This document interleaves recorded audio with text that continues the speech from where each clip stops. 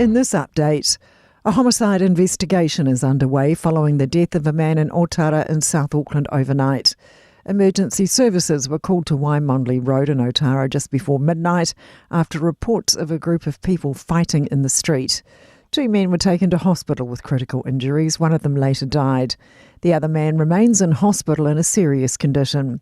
Police are now working to establish what's happened and find those involved. They're asking any witnesses or anyone with information to come forward. Apple is expecting to fork out an extra $1 billion from Donald Trump's tariffs. The tech company reported $160 billion revenue for the quarter ending in June, despite concerns of new US tariffs. Chief Executive Tim Cook says the import fees cost them more than $800 million last quarter and $1.1 billion in the current quarter. Tech expert Paul Stenhouse says it won't be any cheaper if manufacturing doesn't shift. Donald Trump is threatening them that if they don't start producing phones, products in the United States, he could be slapping them with a 25% tariff. US President Donald Trump has moved 2 nuclear submarines after comments by a former Russian president. The BBC reports Dmitry Medvedev has recently threatened the US in response to Trump's ultimatums to Moscow to agree to a ceasefire in Ukraine or face tough sanctions. In a post on Truth Social, Trump says he has ordered the submarines to be positioned in the appropriate regions in response to highly provocative comments. Little faith from a senior doctors' union that members will accept their latest pay offer. Health New Zealand's latest settlement offer includes salary increases between 3.5% and 11%, depending on experience, and provides retention funding incentives. But Association of Salaried Medical Specialists Executive Director Sarah Dalton says it's problematic. That's news. In sport, a huge third day of week 1 of provincial rugby men's NPC. First up, Canterbury take on defending champions Wellington in the capital. Canterbury coach Marty Burke has named one Test All Black Cullen Grace as captain after Billy Harmon left for Japan. Burke's confident Grace has the leaders around him to thrive. Everyone leads slightly different, but if you've got enough brains around the room and trust around the room, you don't need to have all the answers. You just need to be able to delegate and ask of people which you wouldn't ask of yourself. Kick-offs at 2:05. Then it's the Southern Derby as Southland host Otago, before Taranaki put the Ranfurly Shield on the line at home to Northland. The Black Caps injury ward has grown, with paceman Will O'Rourke joining the list on the final day of the first Test win over Zimbabwe with a back issue. That's sport. I'm Sandy Hodge. 24 hours a day, 7 days a week. Radio Samoa streaming live on www.radiosamoa.co.nz.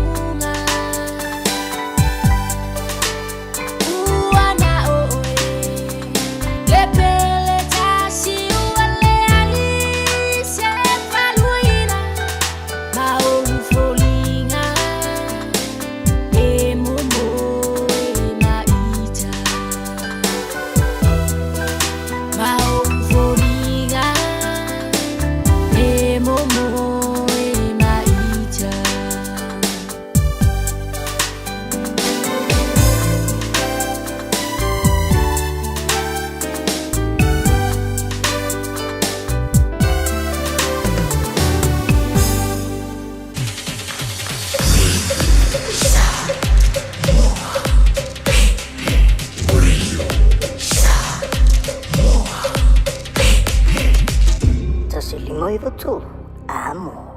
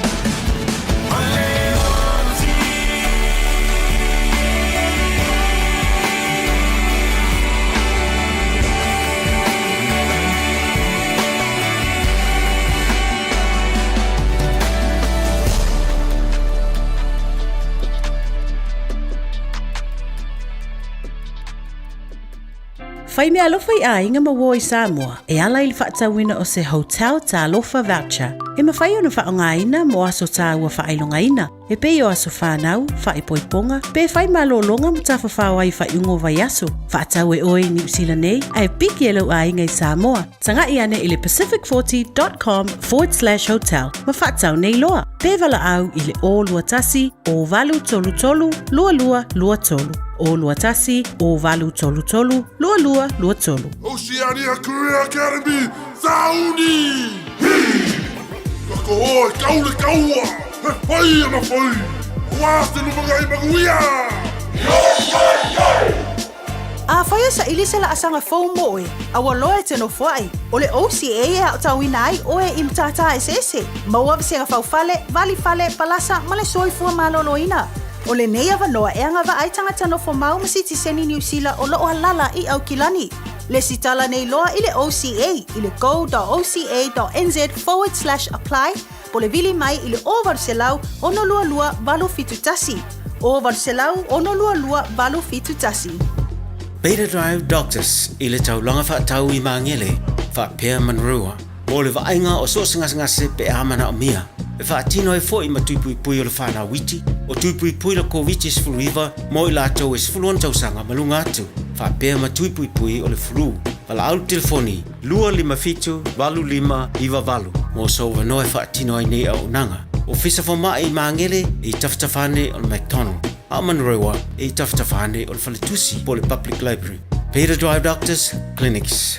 O le manulula wa I tātou I New Zealand, o le maula vo le lua salau tala I le sei le Digicel, e vave eina mawhanawhana I o e Samoa. E se fulu whailonga ta I lua salau tala, e anga waa I tātou I New Zealand ma Australia, pe halafo sa top up luas lima tala pe siliatu, e whaunga ai le ClickX. E te anga waa fo I le sei pe a whaunga le ClickX, e lafo ai lau seleni, I le MyCash a le Digicel I Samoa. O le awha yela sei ias freile te tasi, ma o le ni whaapitoa amante le aso whao o kuso, ai mai e le aso luas male ono se tema e ia inga o le nei whaapitoa seki a Digicel.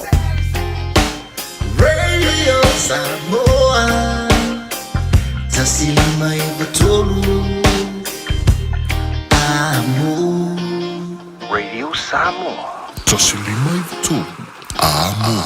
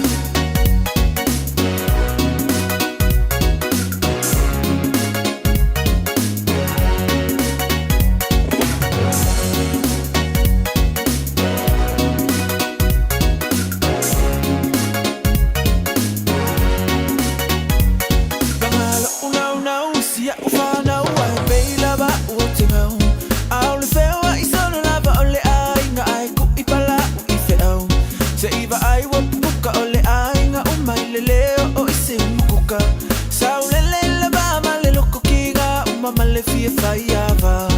A fai mea ai o ke le ai ai ai kulia ua ki asuai. Ile mama o le ala o ki fiu la a o ki le lo be ka ke aka. Fo I mai ile fale lulu lo kaulu o ku ua ku fo inga ulu. Ai ai o makalo fai fa ape o fia e ku ua ku funga mapiuki. Se sunga usili o na fa uma. Osalo uma I fula fula. Ila ufa apu ile umukuka. Le kaukonga Sena ele oa use polonga. Saulo ka fa kofa. Umala ufia fa iava.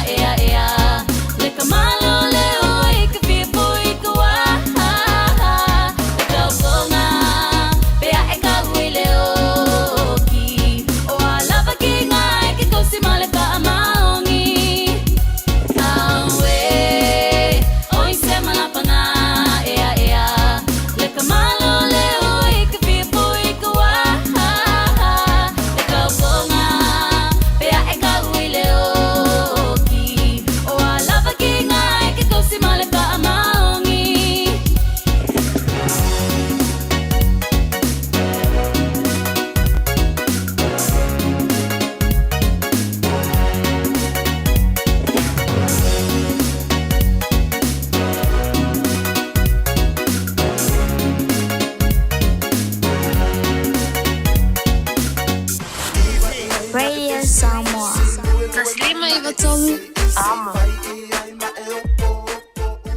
Now move your body, baby, come side to side. And let the music take control to free your mind. And if you're feeling down, baby, don't be shy. The soul of the night, we're gonna take you high.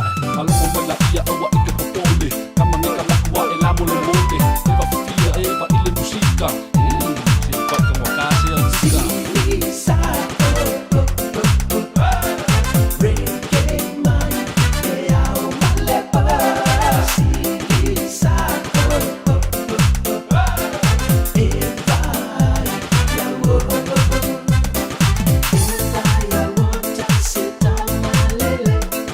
Don't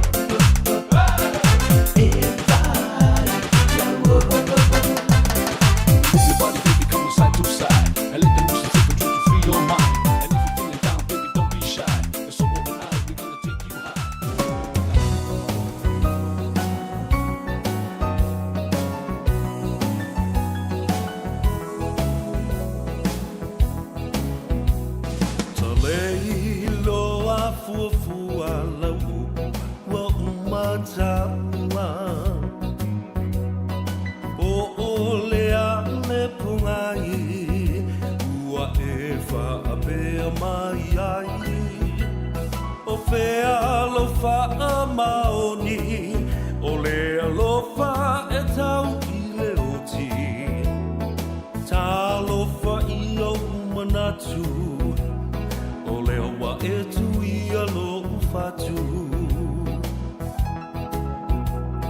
E manatu a le amatanga ia upu mau loi mata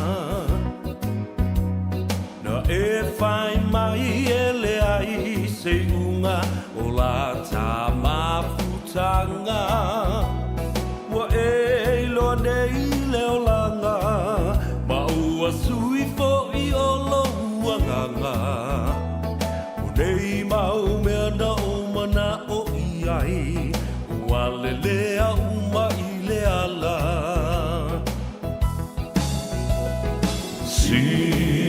Sila mai ia I nei mea ua o whai O lalo I fo le tunga mau o te tāua tua o fo I mai ai Umatu o si o uola Fasia I ta I whai tionga Ai mo oe o te le I whaafiti Sa o whai o mea sili sili Ia, maloa fua ai lau ua maua. Sula fo I le lofa ma le anga le lei o le atua. I le nei fo I aso fau o le aso tona I o le aso lua o le masina o aukuso lua afe lua se fuluma lima. E na wha manatua I ate oe. A whatonu lama le tu la e tasi I le tautua wha wau le nei a le siu fonga o Samoa, le radio Samoa. So lima I watonu a mo I Aukilani le sua lofi lea ua lui lui o le atunuu. Ia, a wafo I le lofi sa. Le Tanoa Ava e te mauai le sao. Ia le na whau poponga I vai a so uma ma so tonai. Mai atu ia le nafo I vai aso, ia a o tātou wheloa I pea. Mai le asonga fuasi I o mai I le asfa. Reile anda nafi. I le tātou nganga ifo whaiva. Ia, wa nganga ifo whaiva o le atunu o le aso tonai. Ia le haka ko ke pi ia I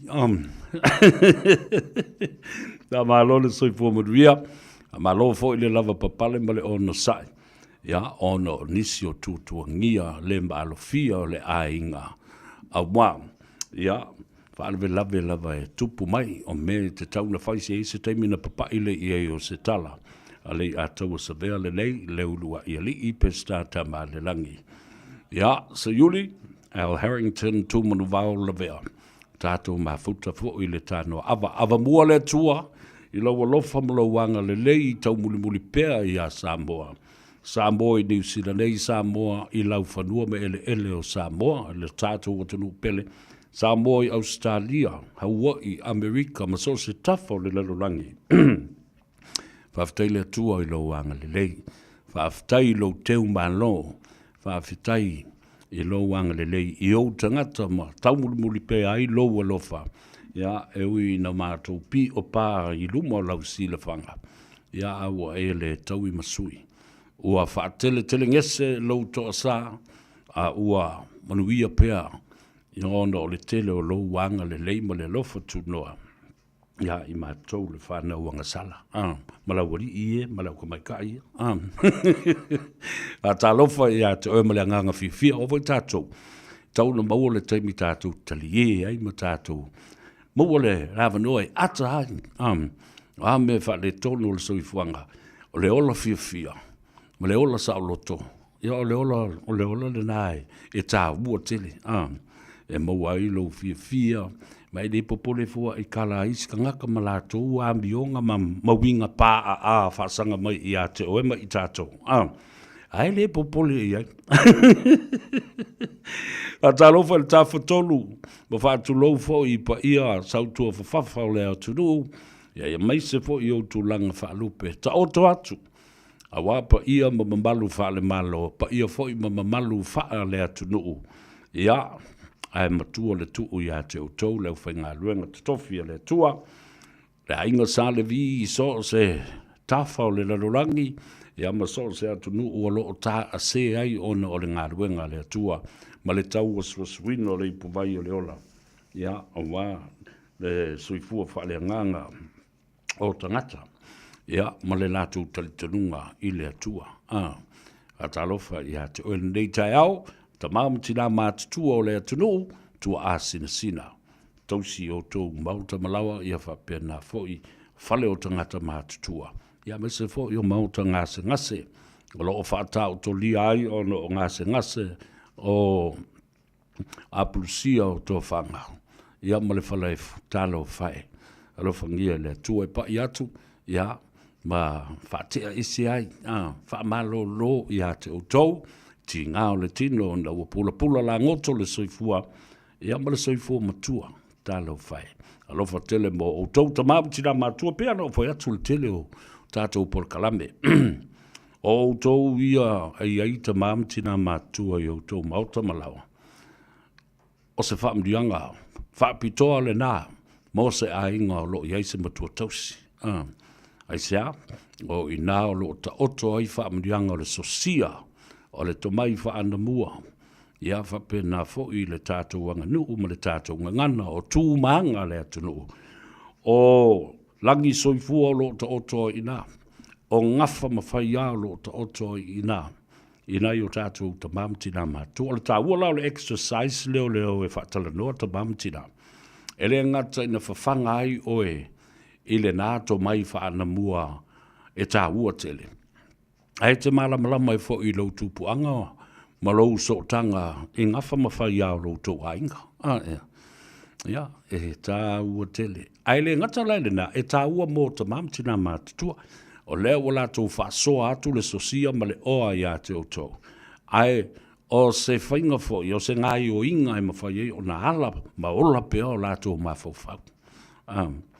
e mana tua ai mea ina ia awane i lilifa i le tūlanga fo lea ua nofo ua le eise me whaia ua le tala noa ia te o tō ua le tala noa i stangata o na ngalo leo mea tele le sosia o lo fia sa saa atu ia a o le whaalawalawe le ngisi le whale ko ke o aku lo aku sui ko ofu ko so sola lo ko ke musu e wala ko hey sau le kenga lea sau e kui lo pa ku al na wala au le sau lo matua selu atu le lau au lo matua esele tau I was so blessed ia te au lawala tau ia o taimi whaangalonga tāna some wonderful memories of my great-grandparents and my grandparents that I grew up with.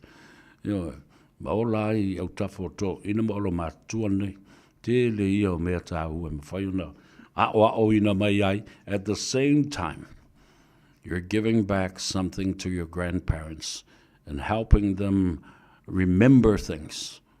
Yes, and keep their memory alive and well. Ia le nā, whatalofa la ia te utou o i lunga o le tātou apia fōlinga. Ia, ma le tātou Facebook page, le tātou YouTube channel, ia ma le tātou awa o isi platforms. E le maua mai ai ia se ata. Ai nā o le leo, nā lai le tātou frequency le nā le tio. O le 1593, 1593 AM. So whether you have a platform or a television or any social media, it does not matter.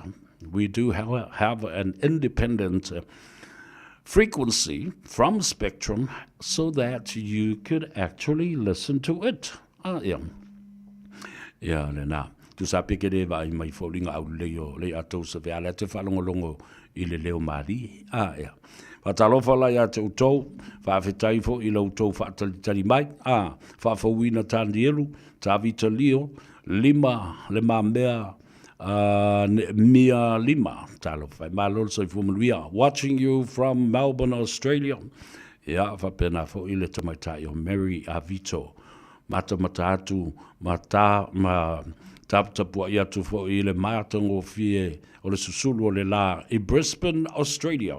Malo me, Talofalaf, Ya, Vapefo, Ya, Leuso Yasila Namwali, Talofalava Malol Soifumulia. O whaasala lau nua, talofa lava malo seifua e Mel Hudge, talofa lava o Salah Hunt, po Salah Hunt foi. Yosefatu Lawano, aloli le seifua manuia, ia whapena fo'i ia o le tamo J, talofa J, o i le silia. JL, malo J, o Paul U, ia talofa, o lenga tōtunga, lenga tōtunga, ia le nā saola le nā.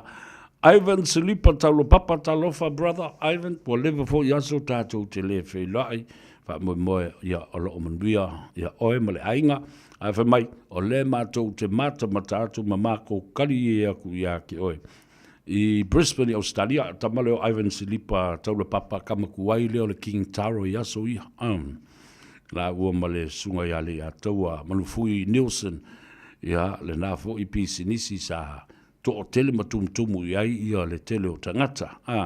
Malo Ivan, ia whatalofa Mac mawenga, talofa brother malo le soifo manuia.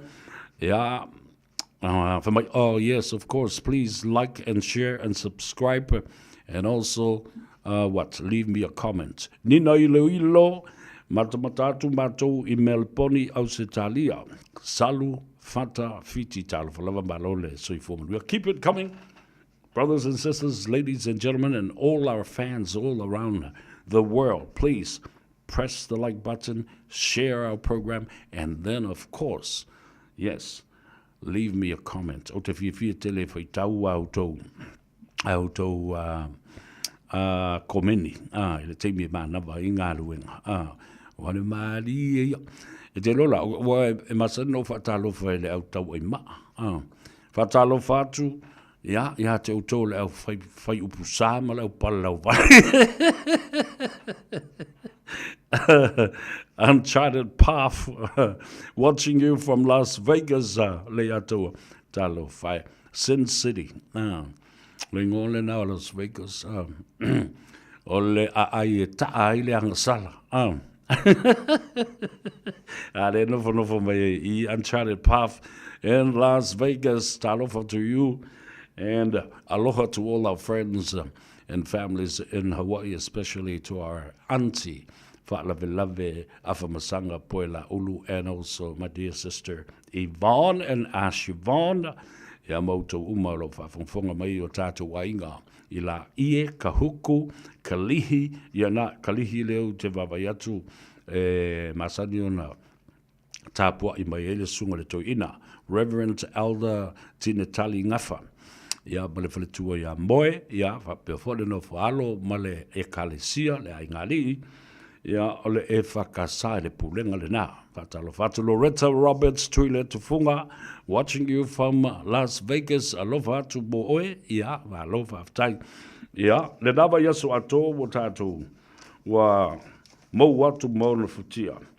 Ole tele I o mea sa tātou tala noa, iai a ole so, whaisi tuai mai. Ia ona ole vale alofa vale anga lelei I le uso pele o se tasi sa la tua laui loa I lona to mai o le musika le uso ia taputu pene weta Solomona mata utia ia manatua uma e tangata ia lea fo I tamali I ona to mai malana taleni o le musika e le ngata o le tā musika o le fatu pese, o le pese, o le leo le lei. Ia fatasi e fo I ma le po e ina o musika a le tupulanga a Samoa. Io, le te leo tausanga, se o o lava e na wala au I le atua I le tausanga na se I mawai atu nei. O le so, ia, o se asu wha apitoa, ma o lana talanga te ule nā. O le aso le nei, ia, na susu e ai ia le ufiata o le fale ula o le tui manua. Matatala e fo'i ia sa tapu o le ele. Sa tapu o le whanua. Ia, ma sa tapu, sa ta oto le manava o le ele. Ia, a wā pona iwi mamango sa le leo e sa wali. Ia, o le so la lea na utu ai loi mata malingi.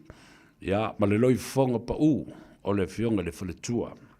Ia, suluama sita, po le fionga fo'i ia Samalai ulu sita, ia pole fionga fo ia tasa lau tele sita, ro sita, ma le whanau, ma ainga na lua, le kalesia, ia whapea fo'i wō mai masani, o paolo mangafa, ia, o neila, o ka ele tumu. E siri atu le tumu fo'i o nei, e taipei fo'i le tumu le temi o le peau wha mawai matoe sauninga, ma wha mawai atu ai i le uso ia pene weta, Solomona, mātau tia. Ia upuna e whai, talo whai, i le aingo mawaenga, ia masatau o le lala whanga o le sātele, ia whapea fo'i mātau tia. Le whtalenga ia le alunga, ia ma le whale whao taua, talo whai. I le tau o tele, o le nei fo'i ta mali i mana mea lofa, ma ana taleni. Ia, o le aso la le nei, le ana utu ilo i mata o le whanonoanga, matatala i fo'i.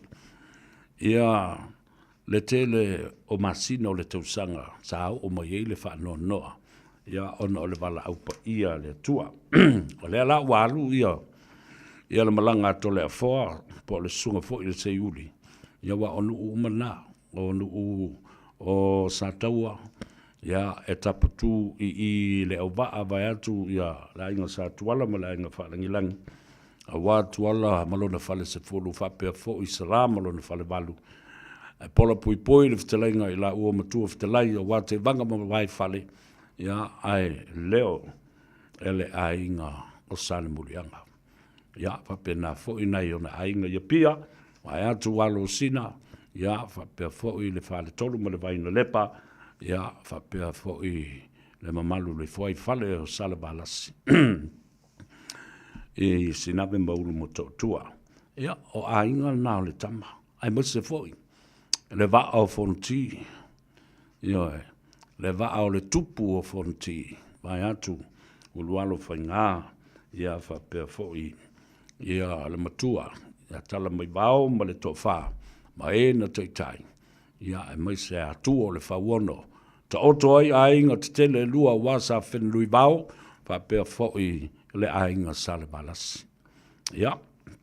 Talo whai. Whawhitai. I wō mai masani. Ia mai se fo i o le fionga le whaletua. Ia suluama. Rosita. Matautia. Ia, e mai se fo i whawhitai whapitoa. I le whitalenga pauli sanele. Le li pule. O le tātou whale whawhiwhia le nā. O le Fia Night Club i Papatoetoe. Whawhitai mo le whaaloalo mawalunga. I le nei aso ia a wā. Ia le talanga teu. Ma le susu e ina o le ufiata o le whale ula o le tui manua. I le afionga ia taptu po le sunga fo i a siuli. Ia malona wha moe i le so. Ia wala ngalo whaikakala le waka o akul mesa o iai. Ia a talo whatu le tātou. Atunu o lo o asia i tātou le nei vai tau o le tausanga. Asiasi mai fōi ia mai whanau. Nisi fōi o lo o asia mai ina ia ma whai ona wa aia le fō mai. Toi wha le lei a tini le soi fō maloloina. Ia o nisi fōi o lo o asiasi mai i aso wha apitoa. Aso whanau, wha i poiponga. Ia a o nisi. Ia a lo malanga mai. O le fia mafuta mai. I sauninga o peau wha mawai, ia matoe sauninga fo i ona o le usui o le fono, po o le tuu o le malo, le wala aupa ia le atua o le ofitia ai le au pongi sa, i lunga o mawhtanga. Ia, e le o se loto i tātou. E le o se loto o i tātou. O le fina ngalo whaito tasi le nao le atua. O ala vasinga ma fuafuanga le tangata. Ai le o ngatasi ma le finangalo le atua. Wana o se foe whae e le tau. O le finangalo le atua, o le mua e le fuatia. O le tau e velo le maninoa, ia o le maa fo i e tongi whatoto i le moana. O le tā e le angaia. Ia, maliela i le o lo finangalo le o se loto oema se loto le atau. O le pule whaito tasi le la, a le tātou tama, siri le langi, o ia nā te au mai, o ia foi, nā te toe, whafoi atu, le tangata, i lona tūlanga mamalu le awhio anga pa ia o le tua. Tala, tātou te amata i le so, o le mea matautia la ua, tūlai mai Amerika. Ua whātono mai Amerika, e whai whiutanga inga ma le malo New Zealand. O le a se e mai leisi vaenga o le ofisa o leo whaapitoa nei e ta o le FBI. Ma sani tātou e whaalongo le tala na a. Mai leo le FBI, leo le FBI, o le a, le Federal Police for the Federal Bureau of Investigation. O tamasa sa o nei. O loia, o scientisi, o fomai. These people are experts in their fields, different fields, from psychology to lawyers, and to well-versed investigators. Po le a le loto le sami le mea le la fililo ai le mea le solitu la fono le a e o lava i le FBI le o mai i Wellington. Wa tatala le lato ofisa i Wellington. Fa feloa i fa pitoa e le malo mataliaina e le malo New Zealand i le sonafi. Ai fasili atu e le tangata leo Cash Patel. O le fatun sili fau le natalu ntula i mai Donald Trump. I le whainga panota le amatango le tausanga le nei. O le ane mea uoko ua mai ai inei, ma whaatu o le toko ofisa. Ai tali Cash Patel, we are here to counter CCP, o le ane mea ta o le CCP, Chinese Communist Party. Ka whiwhi. Wai le mea o mai ia e o mai e whai e lako su enga matau ma whai e fwele le e spai ma wa aipo a mea saina komunisi o lo whaia i New Zealand ma Australia. Whape nā le Pasifika. Koe ngā skailinga le ua pewa o i tātou le Pasifika. O winga fwele le o le plestene le o saina o Xi Jinping. Le o tau whateita i e tātou. O tau pule wha komunisi tātou le mea leo. A le la ua mai fo i ma Cash Patel ma le vaenga le FBI. I lo utantununga ina ua fisilingia le pale mia o le malo so fatasi a Chris Luxon e lea sonnafi. Sa ia ta ua ai e whapea. E ta utele le mata upu lea ua nga i mai ai ia le FBI i tonu o New Zealand nei. E mawhai e foi, o na tātou fisilingia e tusa ma mata upu whaasoli tu la whono lo tutupu i tonu al Pasifika. Ai le mawhai o na maua i se tali.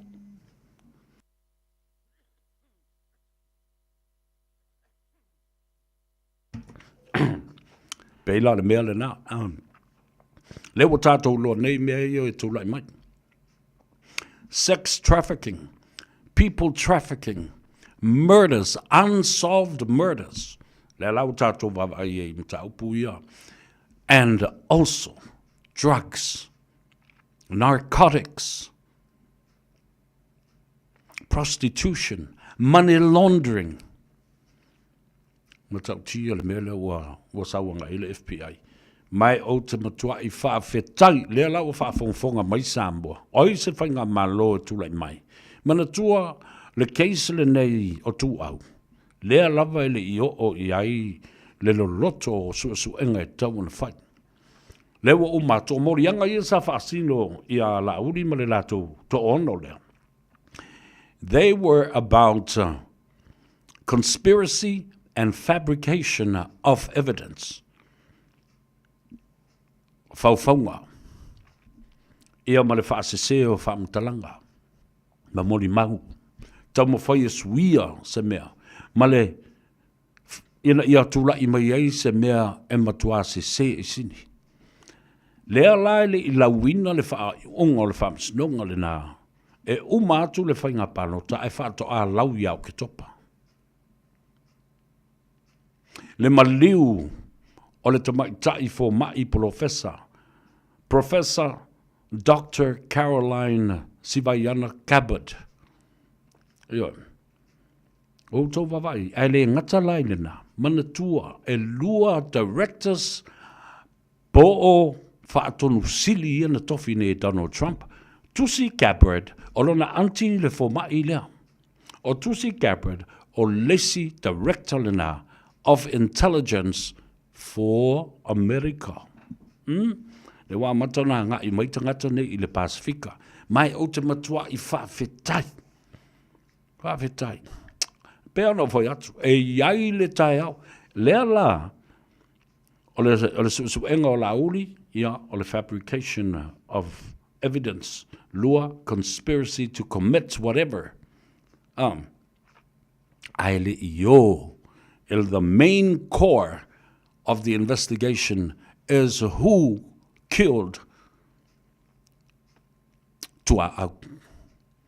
Ia ona silo foi la ile, then who killed?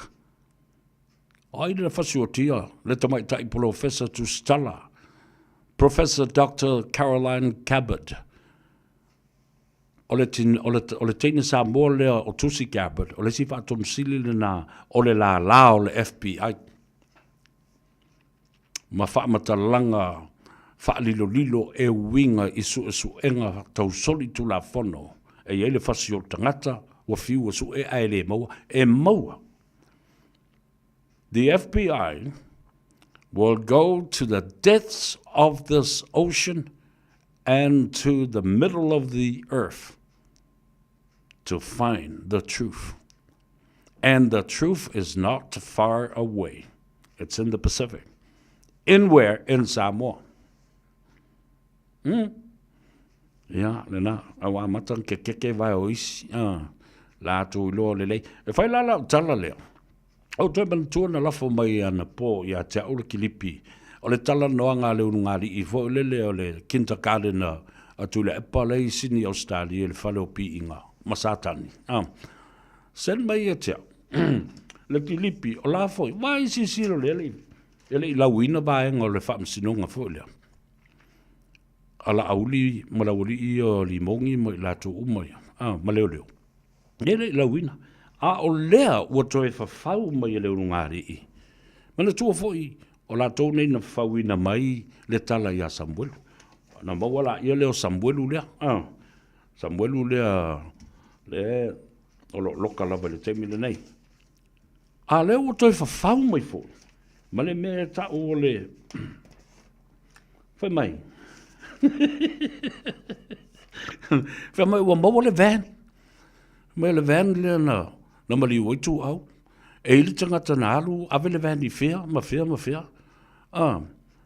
le tangata la lena, ave le van lea, o so te tilo ye. Lea ua toe, whaalongo tu foi, ua toe whawhau mai leisi mea.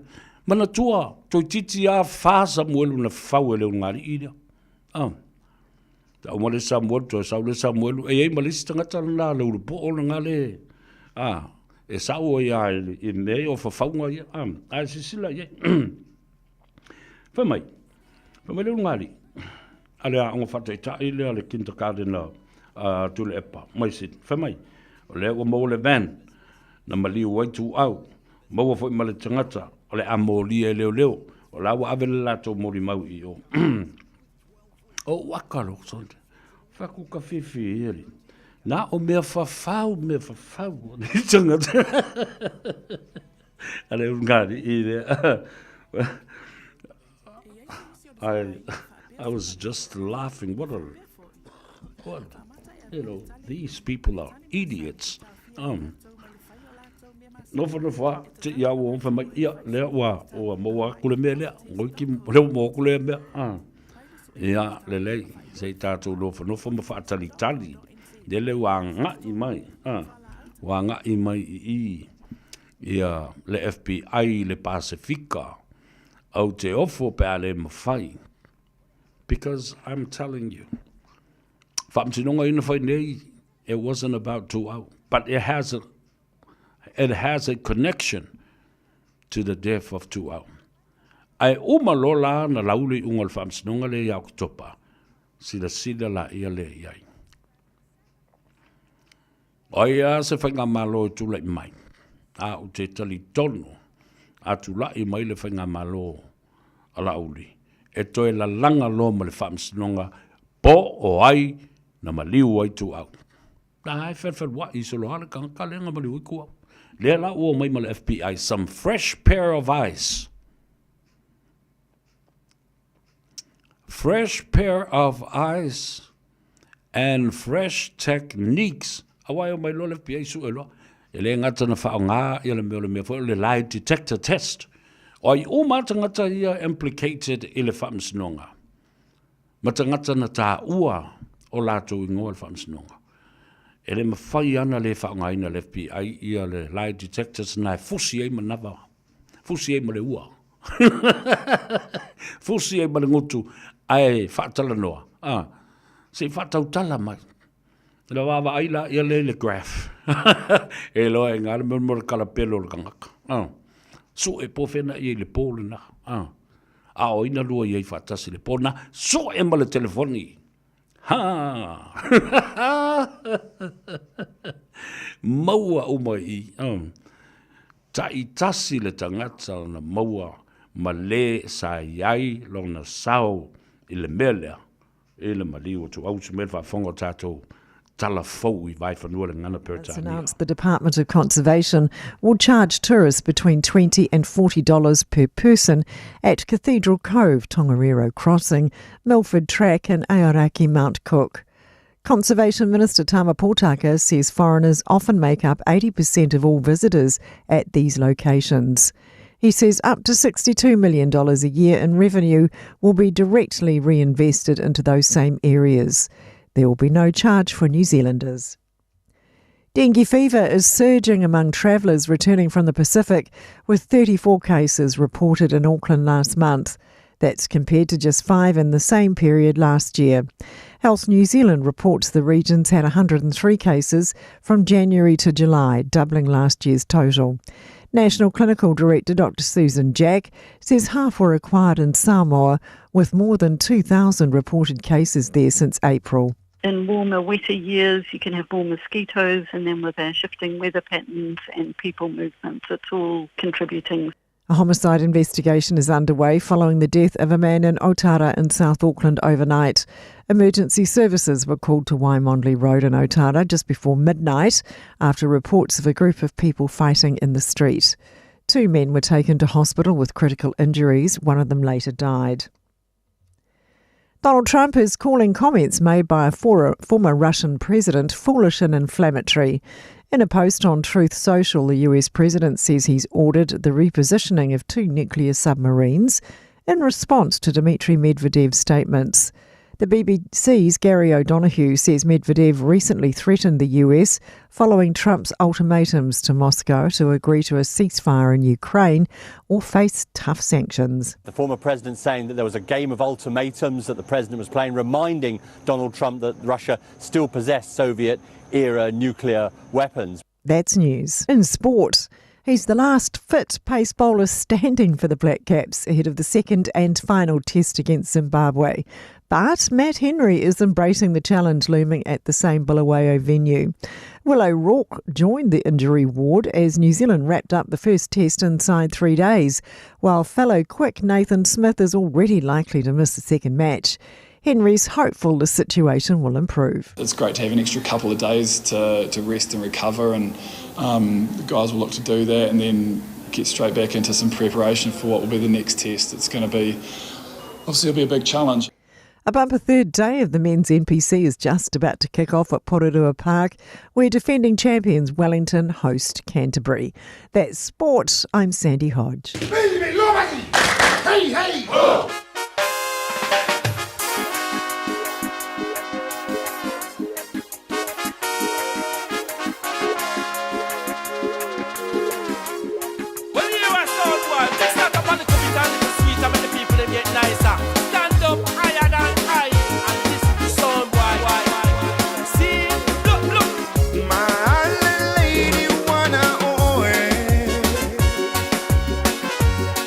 Love, oil,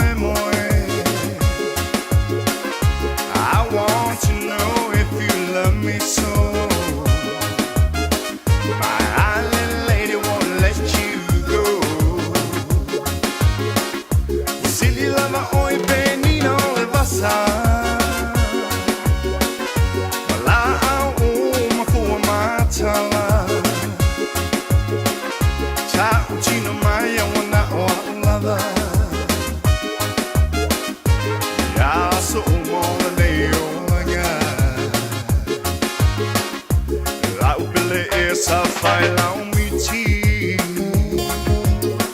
tae vai va nei le afiafi lo manongi wasa sala yo se fua matala e mate io uma fau faunga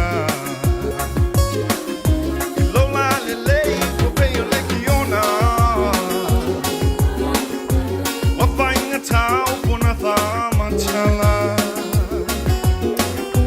Peyo le aulo na mala mala my lady wana oe what's a silava oe la ufa moe moe I want to know if you love me so my little lady won't let you lava oi benino le vasa la au ma fu matala cha chino mai wana o lava ya so mo ne o nga my island lady free me baby I just don't know what to do can pace myself for I forever think of you.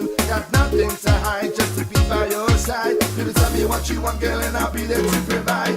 Wine and dine, constantly want you to be mine. Go back up, everything will be just fine. I know I'm looking for love in all the right places. My lady, wanna oe. What's a silava oil of moe moe? I want to know if you love me so.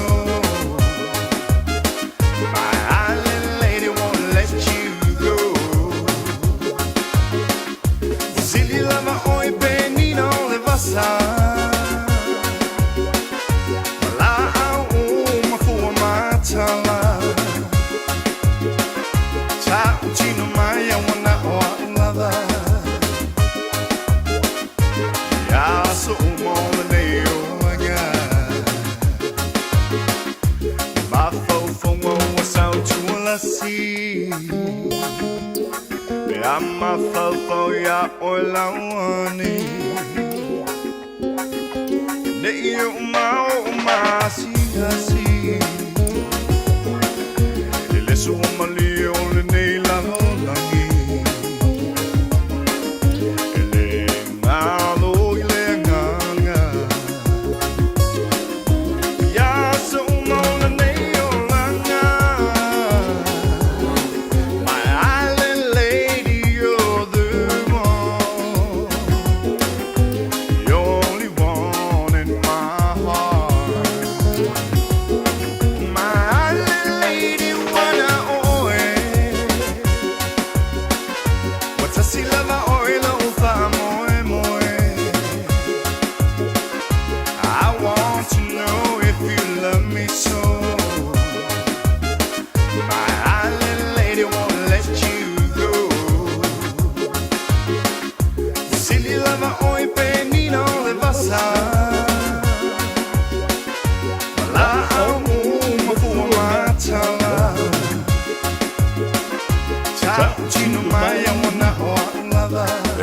Richard Parker whaalofo file muai o ema e kuro e lunga ma e lua e whapene.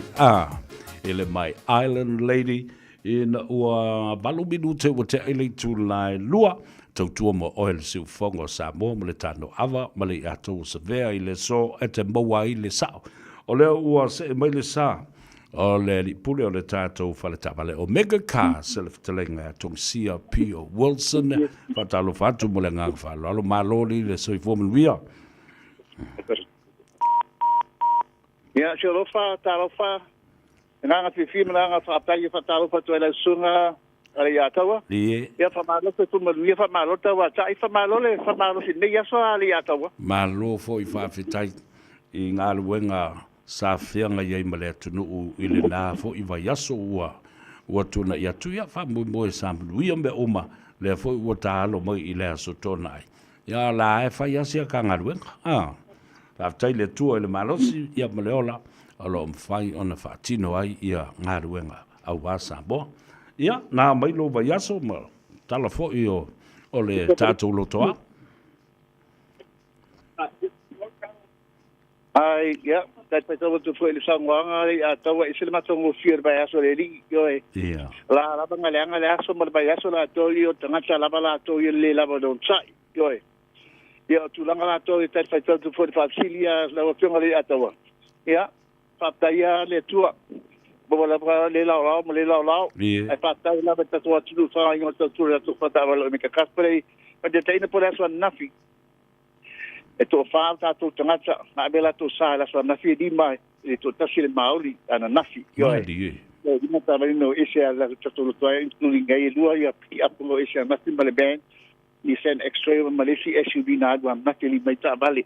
Ole pi inga ramar whātai e, mwa la aba noa e, malosi maleola, e tautua ina nā tunu ua le atau, e tautua male la tau e, mau lama le, ja for et dan faila wat ons hier maar om ik het daar zit tot in dat tot nu ali ja to ma li la ba esele ta u tele awa o te loa elena o lunga i au kilani nei o lo anga i tu ai lau clientele to telefone nisi o ta to lo malanga mai lo mai si no fanga i fa fotu au kilani ya yo e sa le le la ba o le kibanga me tau na fo to telefone tu nu mai me fa au kilani fanga i no tu to ko ta bali a penofia e osita e uma malu le tunuia antalia talo sanga tutongi pase sengal maya piki ta bale piki ma ko le tu ile na bale le malu le tunu ia mato e fa e la tu safo ia tu ranga la tu fa to e sta to ia le atawa ma di la ba io ta u tele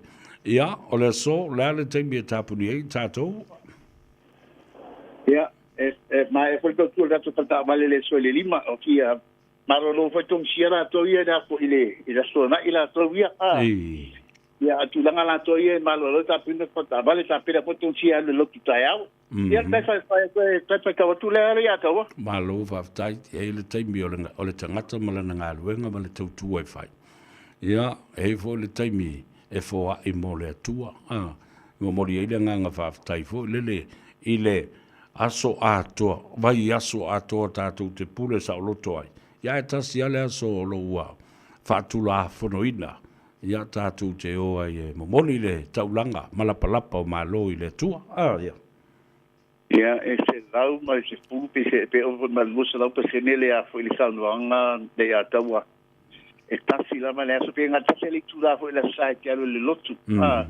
o momoli le whaapetai si ile bi inga ia o mai man ia fe au ngal venga le ba yaso au ma se ri si ba yaso fo e sale le la ro sa nganga le ya to yo e vai ta pa ana pa ta ba no so ta tu te mi mo ta tu tua wa lo ta tu tua e fa ba no la ba na te mi u mo le la nga to ta ta le ya to ma li la mo yo mo ni au ia le ani si ba nga te fia sa no ia au le o ba ta telefoni mo le ta tu atusi ia e a ele ale te keri se famtalanga tong sia le a tauwa ali la no ma faina tu na fila pasala ma fa business na fila ma malu le atu le sign online na tu talo sang le wo ele le ia fa pele sign in online fa pe foni personal loans me fa penga wo me to tupe ai a o lo tong ia ba tu fa tuanga tong sia la sona a o lo me to ta bale a ba tu lo fa tuanga malu le atu ana se tasi fo ia na fa fonga le malu atu pa mo fo le mo to ni amano ki ta si fo io mai fa nau e la i tile ngali pa mai Samoa pa le tabali a tole ba yaso pa fiu fa tani tabali o mga sangili kon karate o le mo na tu ia wore a mai tabali ma na o i si ngali a e se tabali le anga ba i tabali o le mela na le fa ma fa na tu anga pa ma fa ina la pasa la nga Samoa matala ele fa pe ngal tu sia e te sai dia lo con karate ko ave mala ta vale ile aso ale ta si ile fataria mali ale fa wanga na tonsia a fa pe sengi lo ta vale lunga online e ma faina ta pa fa ta vale a tonu fa e tu longa lava pa pe te ngai foi ni so finga ngalo ni si to tua le ai ana tonsia ta tonsia to tua ma fa mauni il mamalo ta tu ele fa sa to ya tonsia ai sai ngi lo con karate lunga online ask for the bin number. Bele bin number ta bale. Na ta pinanga lang pa lo susu nga e. Pisa or ta bale le amay pa vai. Te mi sengel me lunga online. E kelo ba ai ta bale. E kelo ba ai ta bale. O so tuanga nga tung sia. Ina ia mau tingoa. De mela la sangi or ta bale tonu le nga dengan mana ai. Ole bin number le na ba ai. Ia pia fiaro ia na sangi lo con kanati anga tu lalo nga tu sien malu o tu no telo fa tele la betu e Samoa yo e pa mo mole o sai no online make sure o ta bale mana ai de mo sai de ba con kanati fa mo mole Samoa to tu sia tango fia tele ta bale yo e to sanga fa te vai mo ta bale li stara no ta bale le vecho well the fitness or service in ta bale for free for the first 3 years of your contract. Wow. Yo ni tu la mo fo ia ta tu fee man wio tatu tau ai ngai nei mau ni hui tatu tau ai ngai Samoa au no fai a fa tuanga nga tu sia mataala tatu lo fai wa e tanga malo fa fo tanga Samoa e tanga nga lei sa fa na ki tasi ko la lo fa na ki tasi to waso le fa la wastali to e fa fo ile le anga lei na wasu nei fa na ia chau ia le ala mo tam fai vo le so so ai le fo fa la tere tu la fa sa la mo fa pisnisi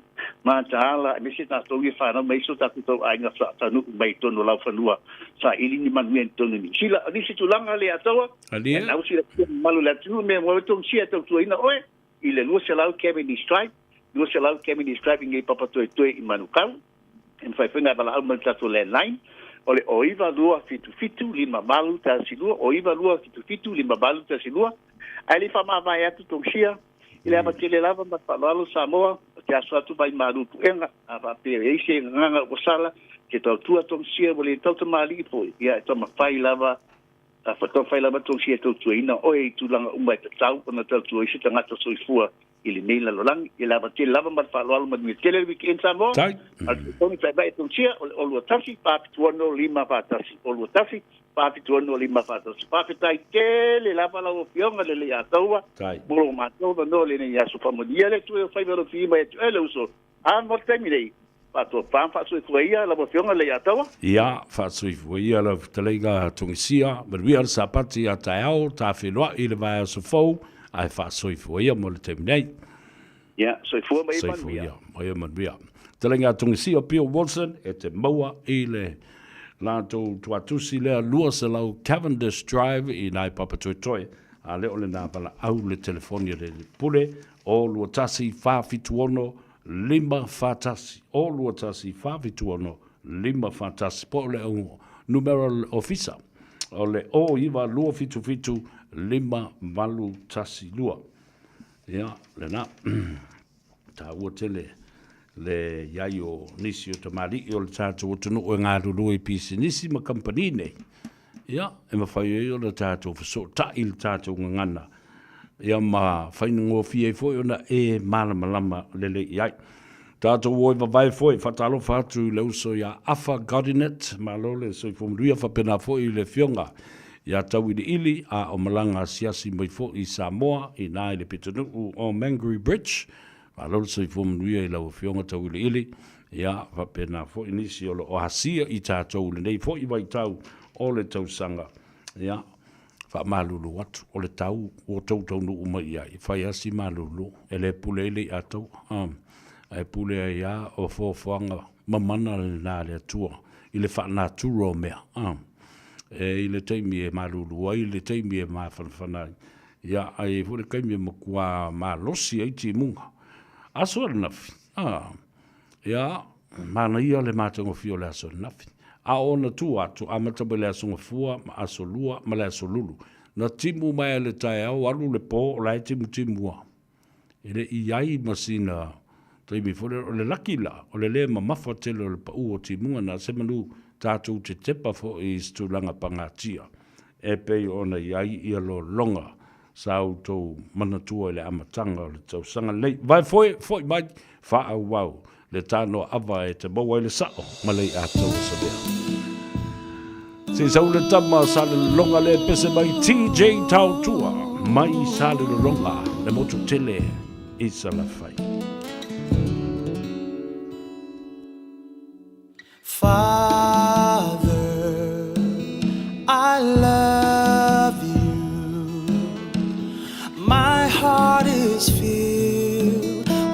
desire to see your power, your glory covers the earth as the water clothes the sea. I am surrounded by the fortress of God, totally surrendered to you. I lift up my hands, standing unashamed. I worship you, Father, exalting your name. You captured my heart, now my life is changed. I lift up my hands.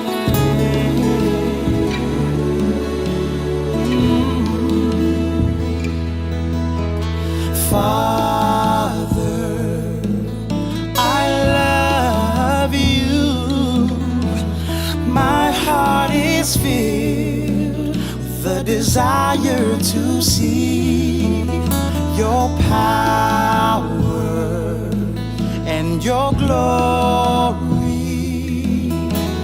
covers the earth as the water clothes the sea. I am surrounded by the fortress of God, totally surrendered to you. I lift up my hands, standing unashamed. I worship you, Father, exalting your name. You captured my heart, now my life is changed. I lift up my hand. I lift up my hands. I'm standing unashamed in your presence, Lord, exalting your name. Say you captured my heart, now my life is changed. I lift up my hand. Oh, I lift up my hand.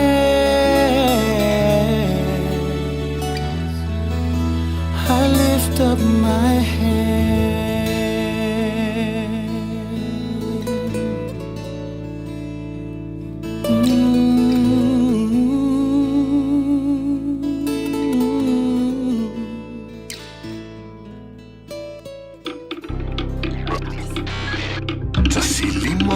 Tolu Amo Radio Samoa.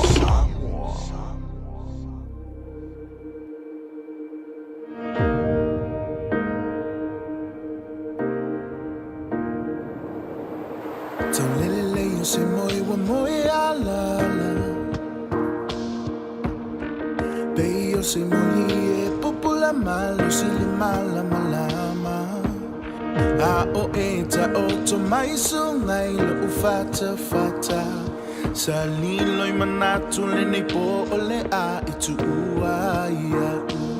Sa I moe file mu ai wa mautu o manatu lo fili ngole a itu ua u te le I manatu I tinga male male pele pelo ufatu. Pe afai wa e alu fa angalo ngalo mai a. Wa esusuno ilo ufatu, wa esusuno ilo ufatu. Pe afai wa e alu fatu for mai. Wa esusuno ilo ufatu, wa esusuno ilo ufatu. Sauna e alu, sawina e alu, wa mali e ilo ufatu. Sawina e alu, wa mali e ilo ufatu. Se leo tengi o te pumasai o anga. Te tala noi le alofani si tengi e le ai se whaati nonga. Le alana ua fo I ai so langona. Te le fia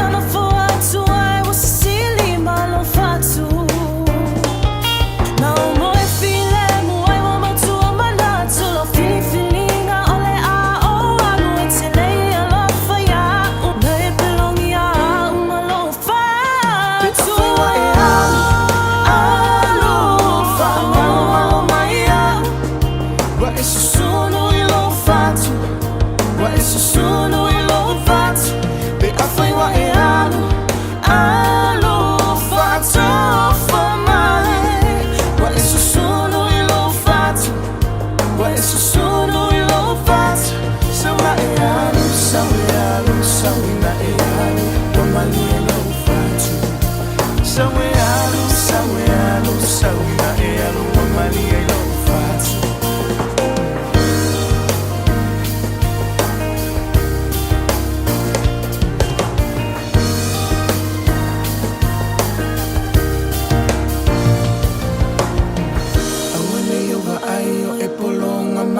Se si tangata te alui ia e tu I lunga mai tai foi mai Pe afai wa e alu Alu Whaangalo ngalo mai a Wa e susunu I lo fatu Wa e susunu I lo fatu Pe afai wa e alu Alu Fatu for mai Wa e susunu I lo fatu Wa e susunu I lo fatu Sawa e alu, sawa e alu, sawa na e alu Wa mali e lo fatu Sawa e alu, sawa e alu, sawa na e alu Wa mali e lo fatu E ole na, whawhianga sui fifi loi o le auli o le aso toa nai le mātango fi o le sulo le la I fafo Ia o le whaalawe o le matua ma ini lava o le savili le nā e malulu wai. Na saugi lau vea I le tai au whai e tau. Do you know that the FBI is opening up an office in Wellington? Of X5. Wa whaisi o whaianga mai. Ngalele mea ngawhiri se sau ka umai a kia. Ai whamele tala le vea I tau. E te loe. Leo lunga li I le I Sydney, Australia. Ma la tala whawhau I e whawhau mai. O le kindergarten fo lea atu le epa wai. Sau loku le epa kalango mai ngā engelo e waila le alu le kali epe o tamaiti fo I e o le aonga whatei tai. Le toi whawhauina mai la o le van. Whamai o le ua mau o le van. Whamai lo maltala o le vea I a tau. You know what? What a coincidence for the FBI to open up an office in Wellington, so close to the Pacific and Samoa. Sa'oe. Sa'oe, le wa umana whawhau mai mua le ngari lea Samuel. Samuel mo Samuel ue lua Samuel ue tolu ma Samuel ue wha. Van mua, van pae, van efu, van o le noa.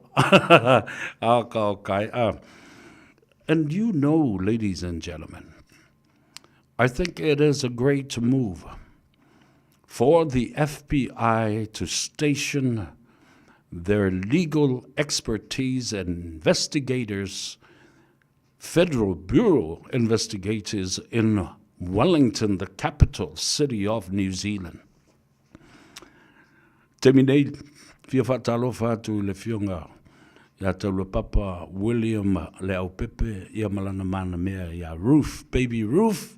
If you're listening, you're in Kawakawa. Yes, I used to drive down there in Kawakawa, and I think they have some nice paua or some goggles over there. Mai mama I ni tātou a maua ina, ia ni tātou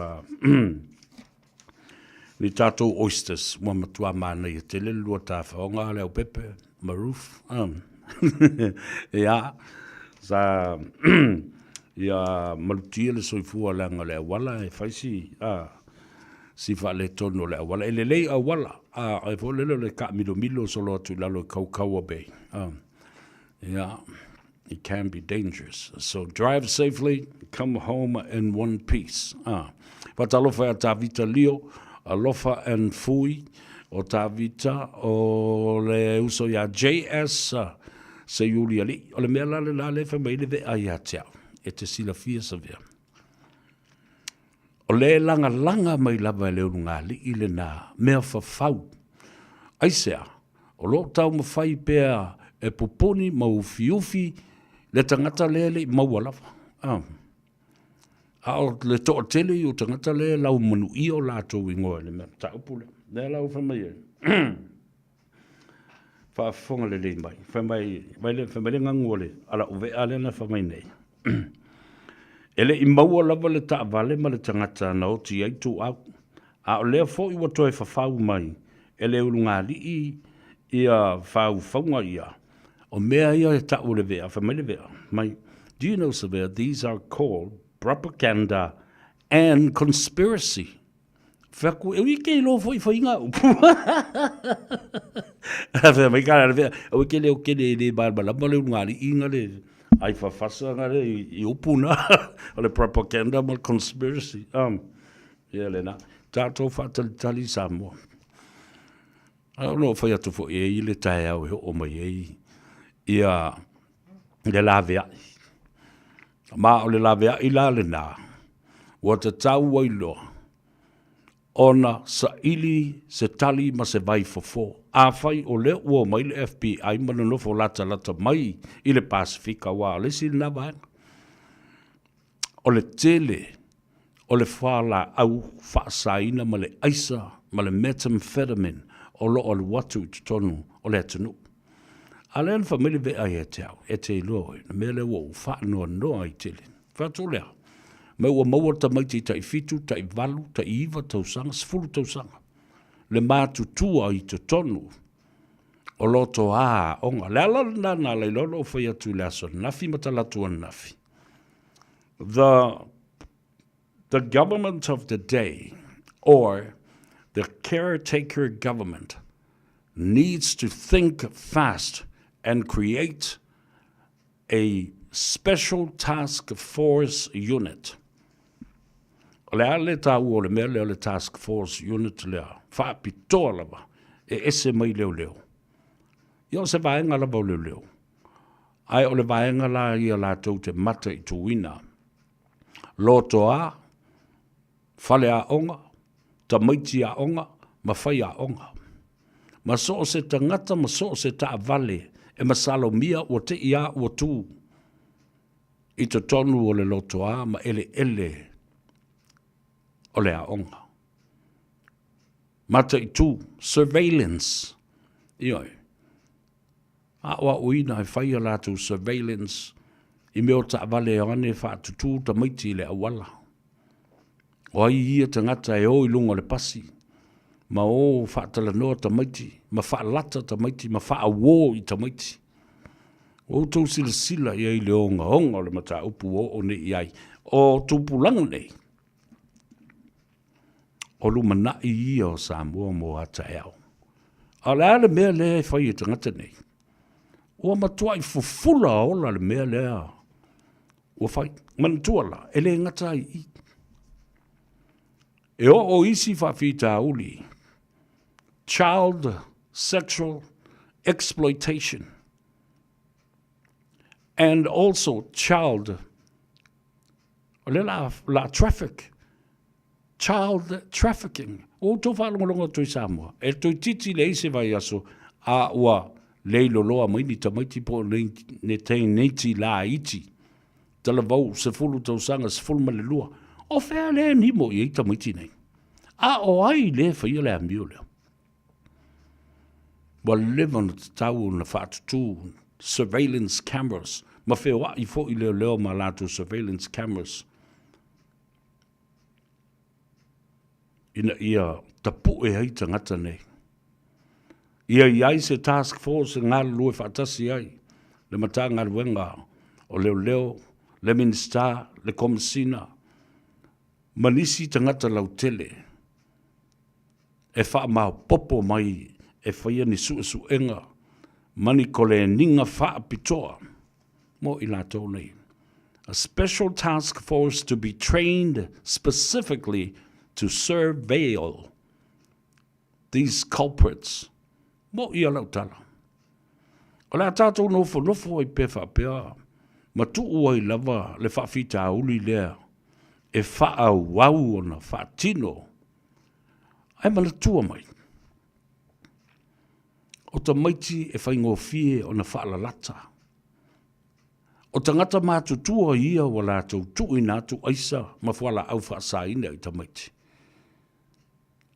Ma to tongi tamaiti. O le taimi ia e uoia le tamaititi se fulu tā lapo se luas fulu tā lailo na lima. E le toi tea e se aile manao i le tupe. Ma le alu pea i ai i le tangata leo wa masani ei matu i natu. O tangata nei, they don't use the drugs. They are not narcotic users. They are just simply there to supply and get money out of it. O lau talala leo ua watu nei matua. Matuai. Alofa ngia leo ngani atu ma le tangi le pumati. Alolofa i au tau whanau, mata i tua au tau whanau, winga o le tamaititi, ma le tama, ma le teini o le teimi e tau nuu mai le fale, o whea na iai, a o ai ia la tau te mio o whatas. Whataitai ona e alu e momori sa o alau tama malau a fine, i luma o le whaito toa o le potu aonga.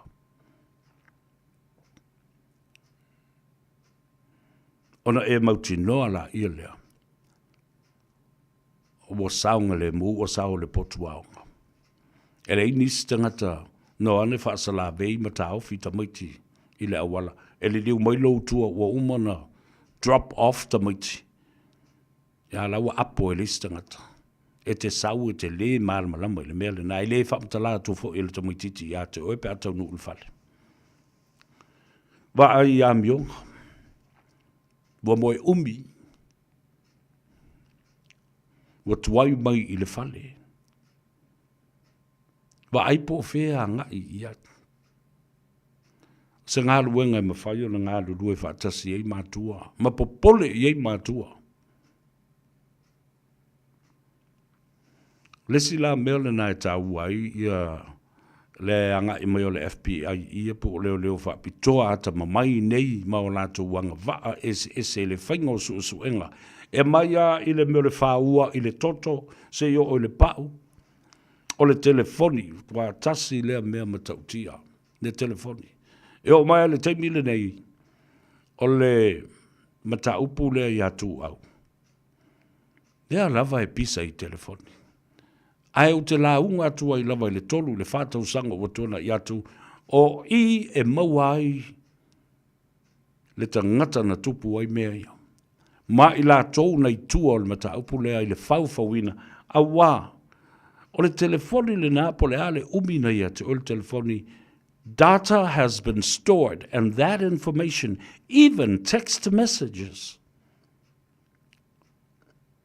O le telefoni fo i le nā, e ta ua tuai pe a o ina uma o na print out le data. E whai loa tuai i a te oe, ma leo, le location po le no fuanga sa e iai i le taimi ma le pō na tupu o le whanavilavi. See, all these aspects and concepts of the investigation, it had never been subpoenaed through the courts. Alare mea o tuai e na whaise mea o se private prosecution. Ia malisi ala nā mea. Nā le whai ama langa le chapipi ma lātou sui e whai lātou tangi. A leo te whai atu lauti. Ale mali e toa, mautou.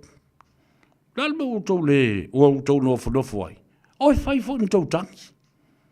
Oi ave sū tangata i e masalomie i nei mea mātanga o whai. Ma tua inga maa uma isi mau mea.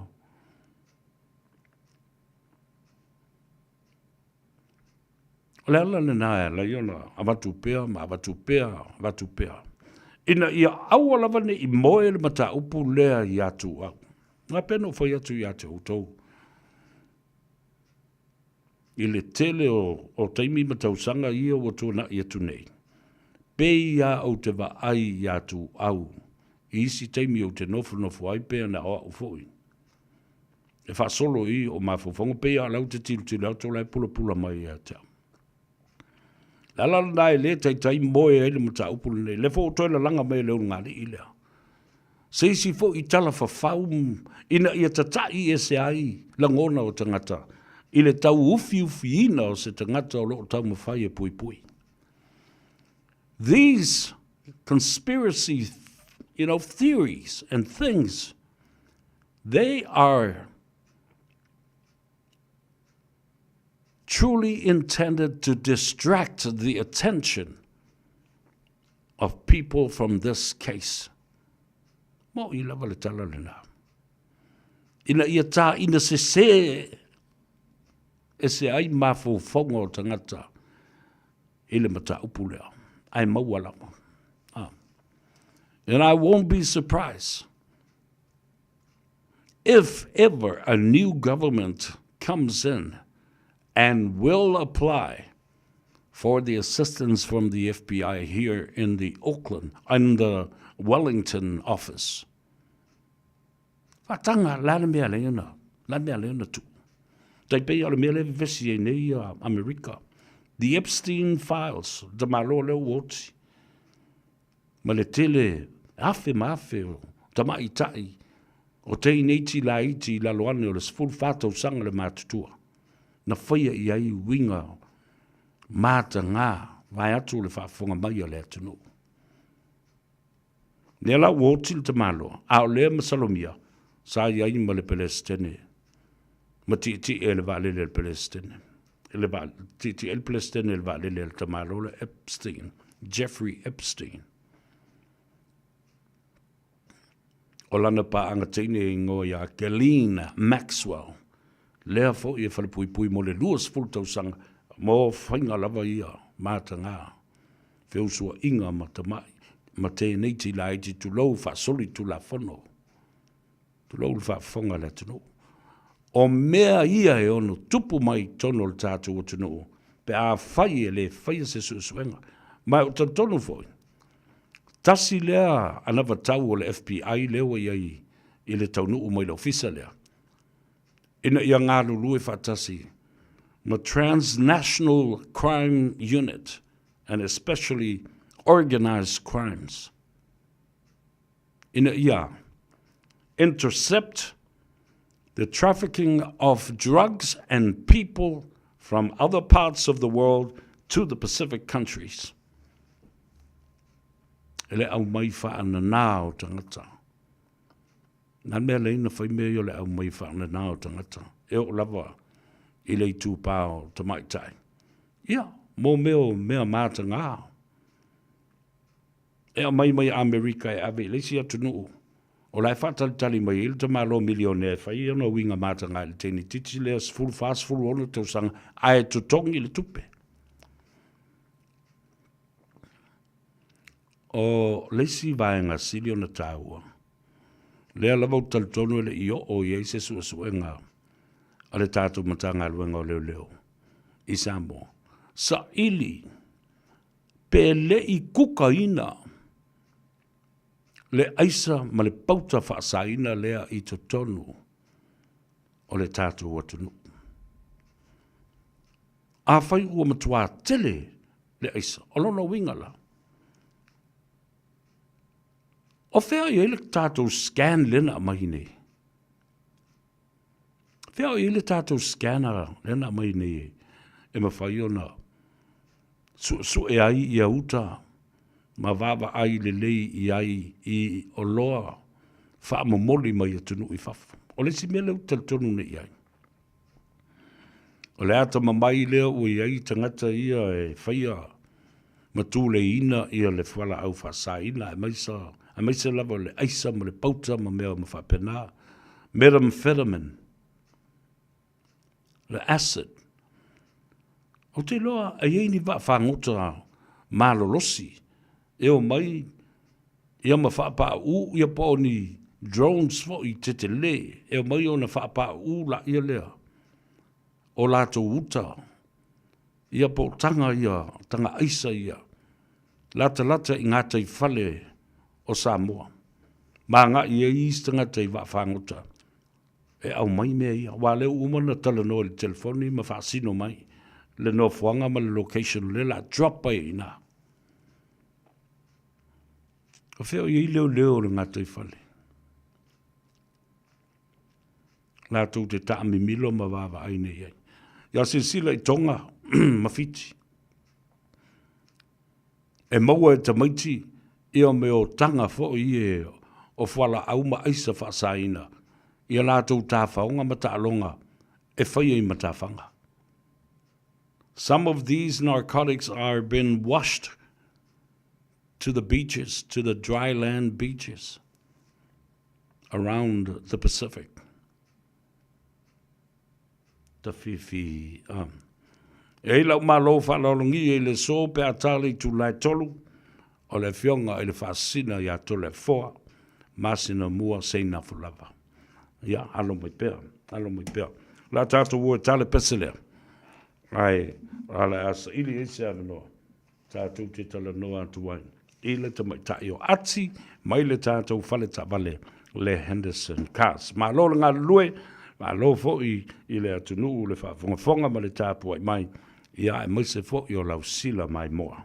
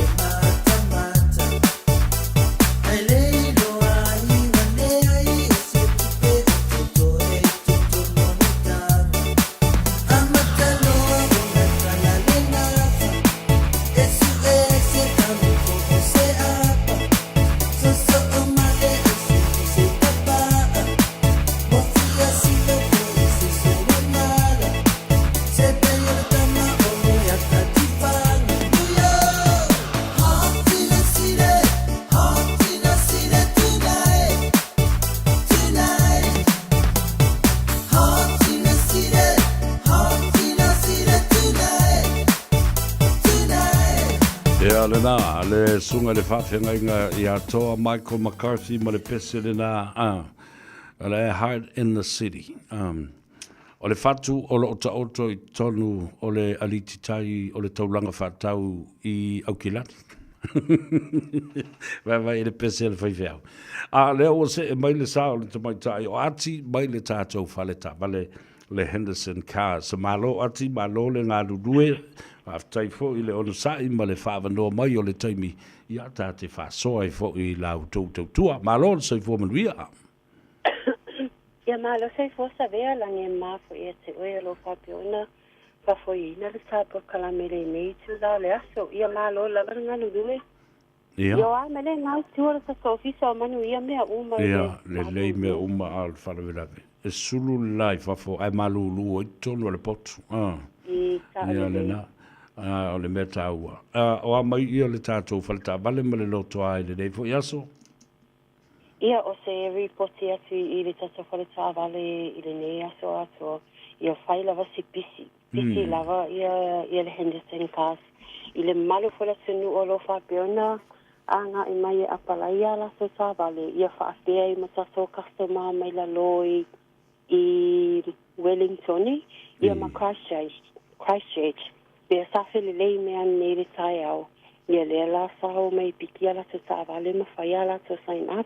Ia lo to e tu umuli o tila lo le meo lo o lo no foi. Ia ai o lo whaanga solo pea ia application po talo sanga fo ia le ale malo la tunu o lo whaapea o na anga I mai I le taso whale tā vale. Malo le tu ua no fo. Ia mai se la tō ia malanga mamau mai le lo. Ia sa le le. Ia.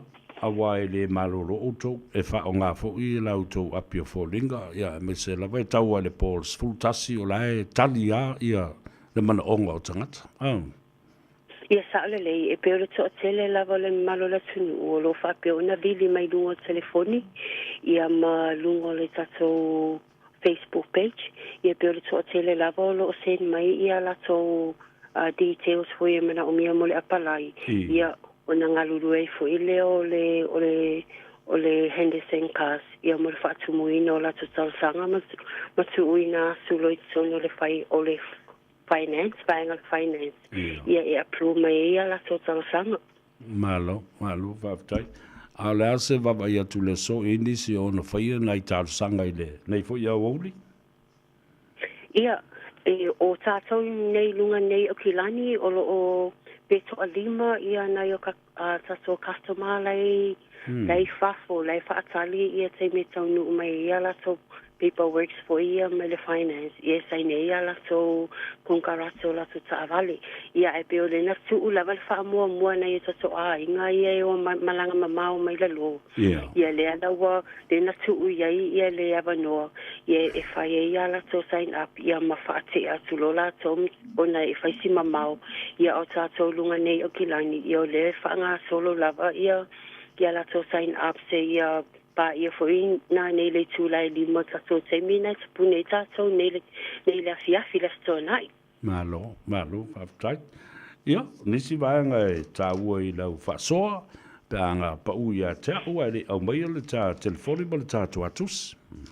Ia whaftai la vasavea, ia e le wha umaina le tāpo kalame, ia e whailoa tu le malo la tunuu, ia le watau nuu, ia le telo tato tā vale fou po o le kako o ka fou le sa ave I le masina le na te nei ia le watau nu o le tele o ta vale lo tau nu o le semine I se to inga lanu ia wa uma o na modify le tele o ta vale ia o tato youth whaapea tato van po family van I le valu nu foa iwa nu foa whaatase ma le sifulu su tase ma sifulua ia pe o tato vale ia lo fa pe o le tau nu le temine tato ia o wa umona modify uma le telo o ta vale ia fa tasi ai ma tato cashback ma refill ia le maua uma tato cashback ma refill ia ma tama le afitala ngai lunga ia e depend lava I le ta vale lo fa pe o na talo sanga I le customer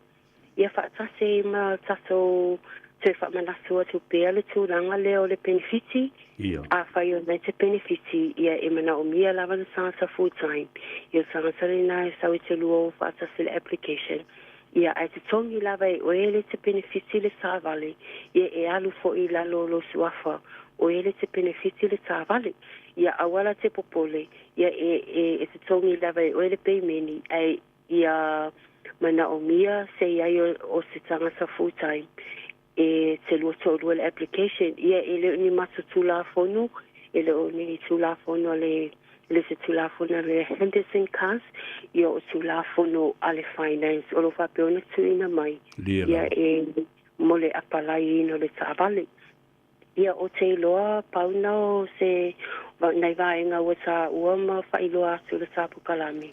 Ia o te iloa ta se toe wheloa i fwoi tapu kalame maasani le asonga fua. Ia e whaftaila va malova noa ia manuia fwoi le sa pasi le asoa sai au. Malo whafteitele lava bole avanoa, ua tā whasoa e whafonga fo i le atunuu, i le tūlanga o lo iai lau tau manuia le whamai aina o ngā luenga nei aso, manuia fo le sa pati a tai au, whailoa i le vai asfou, whasoifua ia am whaftai. Ia whasoifua sa vea alo whaatu manuia le aso. Ia whapena fo i whasoifua ia. Le tapai o ati ma le tātou whalata wale le Henderson Cars, e te maua le tuatu si se lau ivas fuma le wha. Cavendish Drive, Papa Toitoe, Manukau, e ama le lātu telefonia le aise te tongi o walu se lau. Fitu tas. Anana nana e whaile ati. Kuli me ska vale nā rin whaimele atau e wha mole pen whain kuli me ska vale wa kua ia. Ke la kuk ma maka i kolo koa, po la tulangolo iai ia. Ia le mata upu lea. O le mana nei o tau ta vale. Patalofa le sunga ia a forgotten it. Whaftai i ba whauwhaunga lei ia me se whau le tō whawa o le mea lea. Sa o te popole lava au i e le mata upu leo tūlai mai i le tūlango le lai ti tele o tamaiti. Ua o i ai le malosi al whala au whasaina. So what kind of a world that we are living in and what kind of future that our young children in Samoa are exposed to. O tō sisila i le mele o tū lai mai nei. Mai o te taliaina i le task force le nā, the special task force ina ia wha a upenga ina loto a. Ini tangata lape o social workers le ta ua e le sungai afa. Special advisors. Olo iei mātua ua malo lo retire ai ata mamai. Iei o lato whailonga.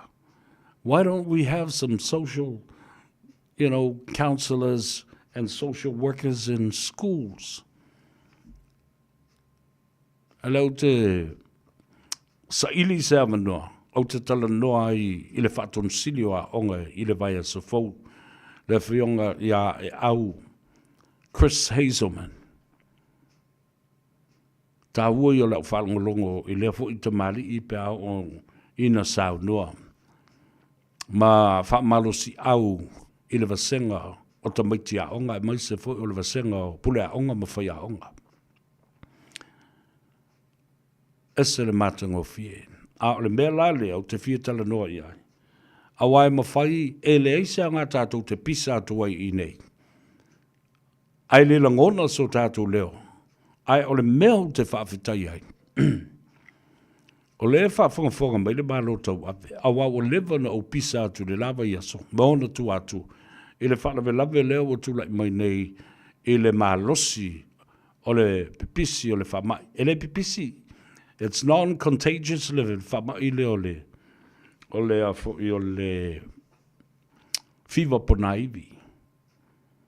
Ai a o ina o ngā pēr ma le mawhai o na tineia ma ta pēle le inseti le nei o le namu. O lona winga. O le mea lava le la a tātou o fo i ai. Le o whai tau atu. O wha e pē lima ta mai te whioti. Talo whai nai a inga ma mātua. A o lea le me o tātou le whisota i e loa. E le World Health Organization. O le so i le tai au nei. O le o tolu se fulu ma le wha. Ia whamai i o le dengue fever i New Zealand nei.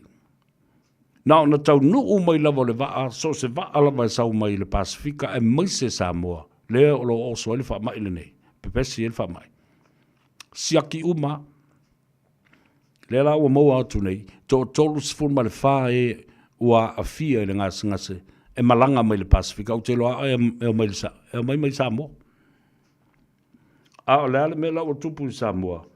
Lua hafe tangata ua a fia. O lea la le vave o le whanga, le whanga inge ia, no whanga ia. A lea ua toa wha e pe toa lima ta maiti ua mali liu nei. What are the symptoms? It is well known. The question, what is the treatment available in Samoa? Ele ngā le whanga o lango, mangamu. E te tau ona na ua I loa ma whailo mai.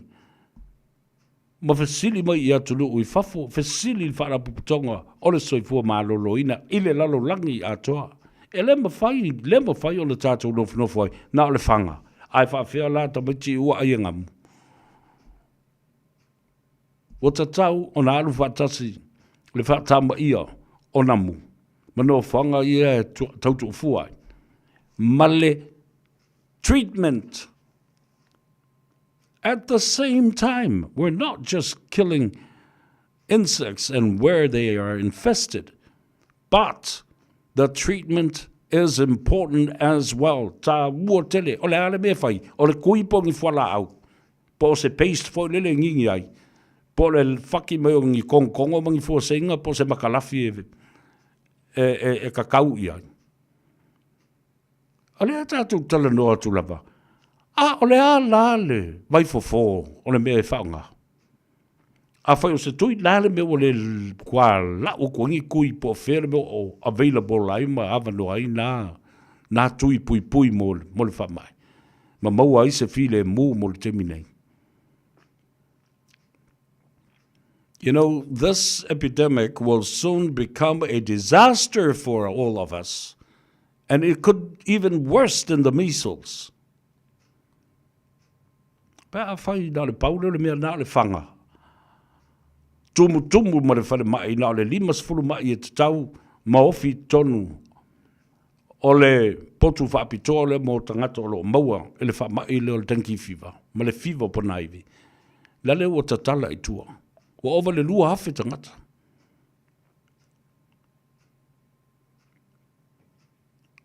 The hospital does not have the capacity to service this kind of number of people affected and infected by the epidemic,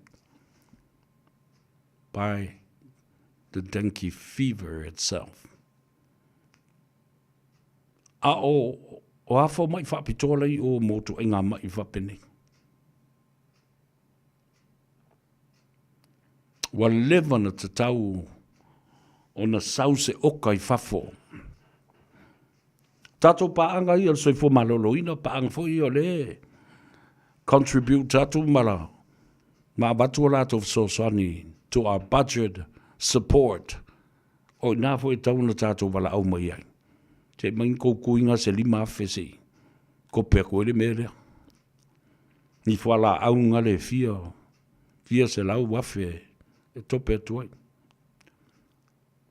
Sei maua I se file mu. Ala whalongo longo atu. Lona winga. A o ina matua feo soi fatasi le ti ngao po ngā iwi pe o le ngungu fo le ki ngao le mea. E feo lolo tangata matua. E mawhai ona ono saima o ono. Au ke songa o kiri. Ke ua pase mea muse mea. Pari kari e mea rauri. Ma rota vita sui whatau. Ia te oe male whaletua male no whaalo male ai ngali. Sydney, Australia, la kari e mai whamai te maro. Sa vea le atau le voi mau kari e mātou matatu. Whamai se ngia le au noa.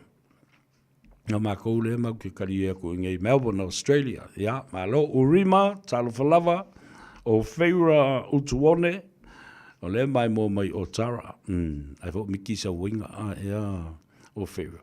Fatalo fatu le tua fine. Emma Jane Lawson, Salt Lake City, Utah. J.S. Seuli. Whamai se tala Seuli. Seuli ali. O la so tanto nunga li le ato sa vea. Seuli. O la le mea o lo te so ai. Pea lava pea. Le swafo le sunga lauli le mali atoa. Ale o fai atu. E mafua mai I le loto leanga. Mafua mai, i le loto ele e lea. A whewha se lauri ma iwa. A whewha se lauri ma tasi, lima ia, a whewha se lauri ma tasi, ele o tasi iwa, tasi lima. Lena toa tuai, le male lenga le male toa i le inga sa tupua, male whale tolu. Le tama le nale, lau tau la uli le nale le male toa. Le tama le nao le whenginga. A le mea la e whesiri pēr tangata. Lea lawa e whesiri tangata ma lo te fua. Lea wa uma le whaamsinonga. Se ngai ka wha mole mole aku. E leo kere koe wha mole aku. Ia. Whai pēr se i o ina se i atu seisi o tau e tū luma le whaamsinonga. Mole te te ma le a i tui le i unga le whaamsinonga whanua masuafu o umana whai. Pēsolen te nei. Ua wha maunia e le stalo le whaamsinonga ma le whaamsinonga ma malu o whanua masuafa.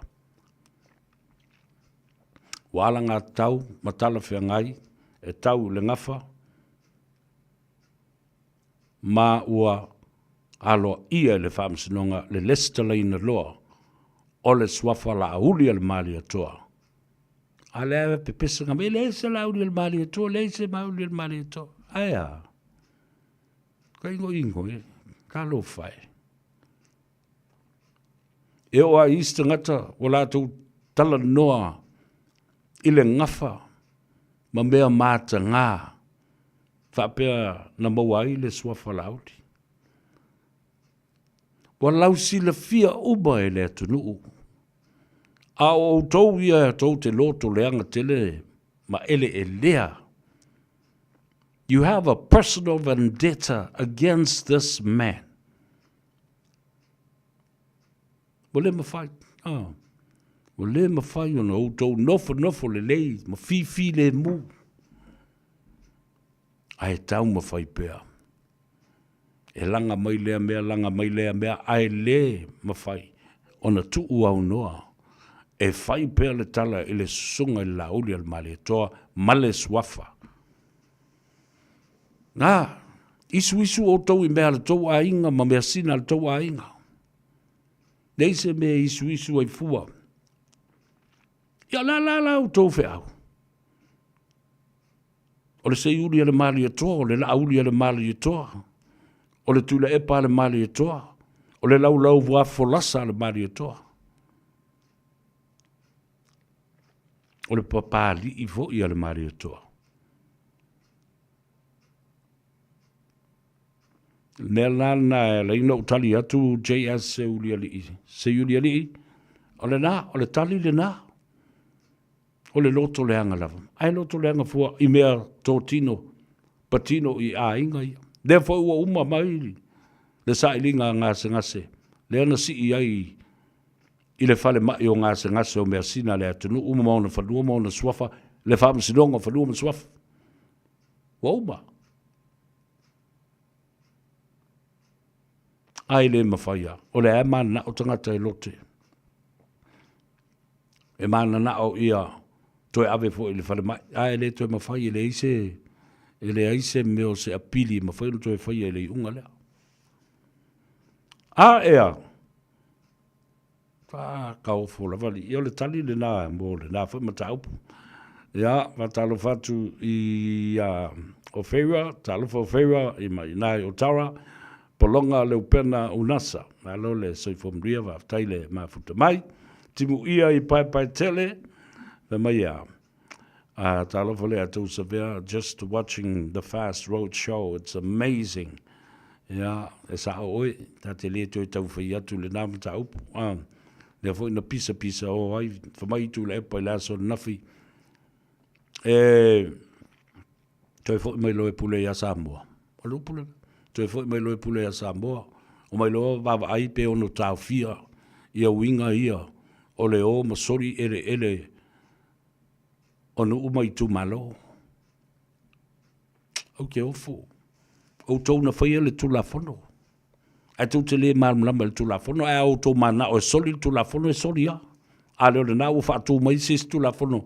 Ina ia o ngā tusa ma o tau mana o ngā wha mali ai, mana o ngā le tangata.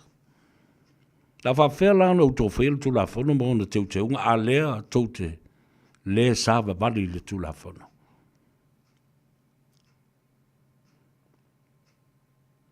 Ai asin sila fo i le system o lo whaata oto i ai te tau o le atunu, ma wha vai i ai le tulafono wha vai.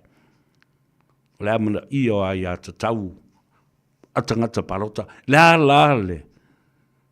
Le ai te tau le tu te pui pui anei, blue corner. Huh? What kind of rights are you protecting right now? O le ai te tau le nā le sui tau wā. Whapena fo iso se vaenga whai.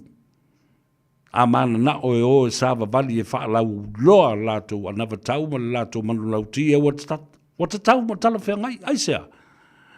E ta tau nei loa e tangata ia, o tangata pālota. O lātou e whai le whiwhiringa o tangata nei. Lea kokeo mai whake mai ko whaka le ingi me ka ua mai. Mani mea tau te whai pe a o tau tutu mai le pālota. No. Tau te o mai e tau mai, whawhitai tele. Whaalawi loa mai. Au tau wholawhalanga I fuafuanga alualu mamao le whaatino. Pe a whai e tu uina atu le mātou pule I a te o tau. E tau wala atu lea I le whai o lau e kisi me lau palota. Ala le nā Samoa. Ona toi fo I loa lea I le au tu o le launga le atou se vea. O Samoa o le atu nu tofi. E leo se atu nu taliola ma tali ai, ma tali fia ai, ma fia ola, ma fia whaatalitali se tupe. E lea lu watu stangata ma se mama talo e tu lo ngutu. Pe o mea ia whai mai tufanga tupe ia. A o le a. Lea nawa tau e sili o na taua. O tofi ia.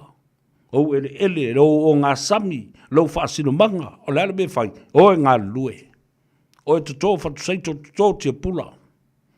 Whatusaito ia nā watu ia Iosefa e ola wari ia ko. Ai o kua. O kau ai le sapi.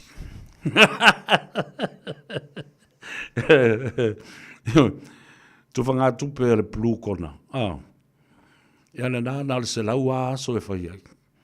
Tasi lau lima se lau tā lai le tausanga. A le atina e le si vaenga. Whamai e oe, toto whātoanga. Ma oe, whaale lei whai ngā whaiwa.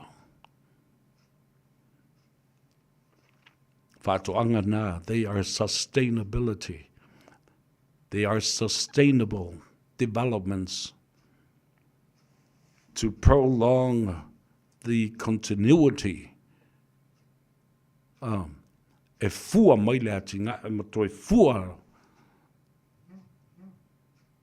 e tua I ai taimi uma ma taimi uma.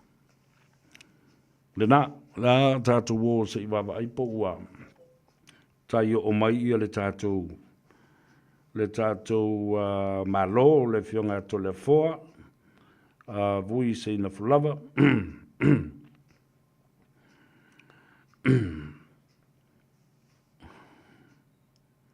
talo fai ia le fe mai ia le Famai Maria. Mana ia lau por kalamba I whalongot. Why are there people that hate Lauli's guts? I know the answer to that, Maria. Is because this man has been ordained by God. Was prepared by God. Mai eleaia masisi. Ai tilo I te tai umanei e to tolu pao no whafse ngā te tai nei. Le ai se te tai e tutusa malauli I le tulanga o le kiliva ina o le savali. Upu, tanga, le taleni e momoli ai. I li whai mea, I li panga tu le epa ma le sunga laudi. Ma uma foi lo foi atu o matua tu le pa. Wa uma lo foi atu ulu fale mai le fia o lo oli. Ma lo ma mapu mai i le sasanga. Fa ma lo foi o le faiva. A ua uma sa o lava lo taimi. O sila Samoa a pea o ina tala noa ma launga ma whaasoa te tai nei. O le whangongo whatangi au a tule epa. O sautia o le autoe au ngā i se meo se porokiki le teimile nei. O le upusa sa o na. That's my personal analysis and observation and my assessment of who he is as a leader now. Then, that was okay. I le nā vai tau, i lona, tātuputupu o le malosi, ma le malosi o le porokiki. Wa uma. It's over. La utou no whanofo ai lawa i nā. Wha se fulu tau sanga, wha solo le lima se fulu tau sanga. Ma utou mātutua ai lawa i nā. Ai tau te le tā pena ina. Le tūlanga le nā le mero te tai. E wa ai mamau. Te tai e le alofa mamanatu whapito. O anisi meo to toe i a te oe. Whasoa i le isi tūpulanga. O le whaasfulu tau sanga i le whaasfulu lima leo o tuana i atu. Ua mau o tuai isi au ngā tūpulanga e lua sa te tauano o mali teimile nei. Ua se e tula epa i le whono o sūtofia. Ai se e mai isi o leo ngā tūpulanga e tau ave le malo. Alwhalawalaw. E o isi a wali i e o a whantoe umawhana o whaiatu leo tala. E tala loa mai, e pala ai. Pala ai umalatou nei. They are all around the old man. Tula Epa doesn't know, or whether he knows, he is being used and abused as well at the same time by these people. And these other people will never get to their destinations as leaders. You know, nala mele alin pala aya Tula Epa. Ai ala mele fa fefe, po se mena guarantee Tula Epa. E manui ai I lātou o fefe ai e toi whaisesi move po. Sui se te tai. Because I'm telling you, o toi te tai lo mawhau I le tala le toi ina. Le fionga le atu epko po. Nau whai atu le polo o le o atali I whaleanganga.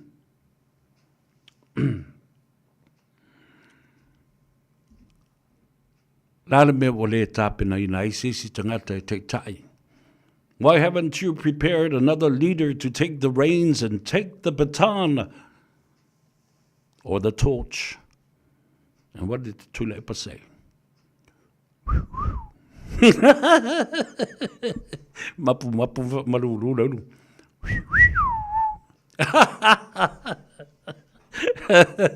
Lala wingol mapu malulu. May nobody. I tried, but there's nobody. Nobody is ready to take the reins from me, the man, the boss.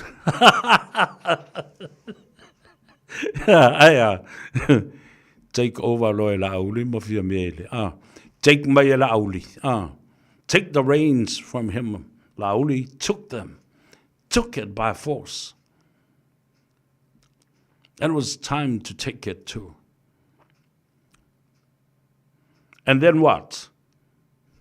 Bestowed it upon the shoulders of Fiame. Sei mai ya tulepa waulem fe tulepa se mea.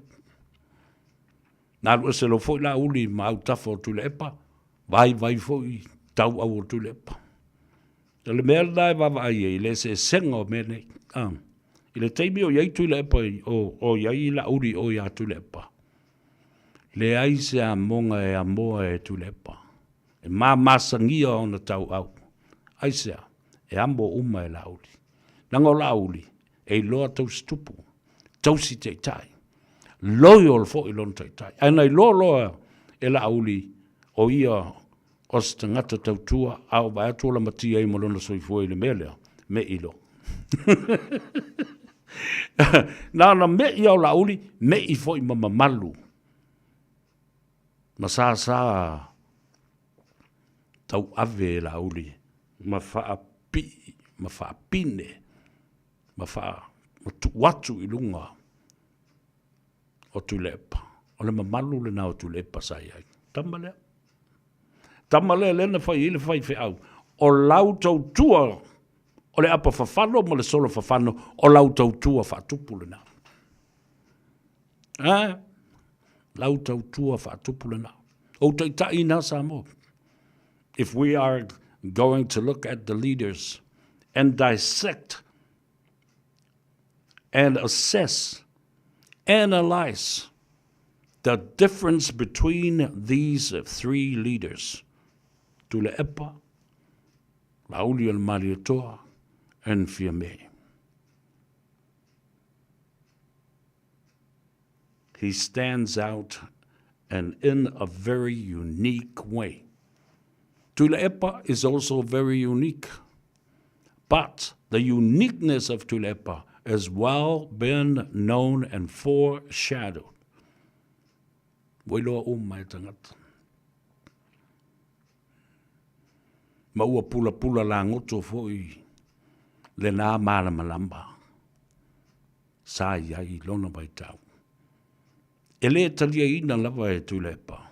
Le au ngani atu iai o le tōtele. Malolo mapu maia. Tau alu e ave ia.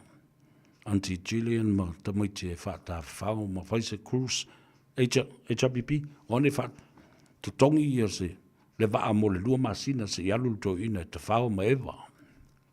Ile lau whao malu. Wa lava le nā ngasu le ma whao ma le whautanga sto ina. Wawa i so se teimi atu watu e se fasili pe Faisa tala matua mo I ini matau Tule Epa. Ai mo I ini le lefia pupula atu tangata i le sa whai mai ona lu.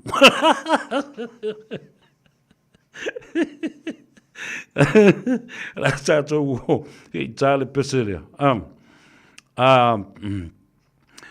Ai sei whatale tali I le tātou malo whaalolongia. I le nei au li lefionga e a tole a foa vui masina mua. Po le fionga fo I a tia. Ia. E se tātou tala. Tuli loa o mea lo tupu I le atunu ua maise. O whaalau I loa o lo whanga solo nei. Ale fast whapena foi. Le sapi a whia me ia whapena foi. Le sunga Tule Epa ma le chapipi. Po whea wanga I ai. A pēr no foi atu. Se laula ai luma ala auli. Ai whato a lua pe tolu atu la ale le savale tuoi ma. Ma Tule Epa ma whia me. Ma maua I luma o. I la ule nava ai. Io. La ule nava ai. Tō tasina wala tō I o ua. Assessment o tilo iai I mea iam whapea. Io. Mea lem whapea.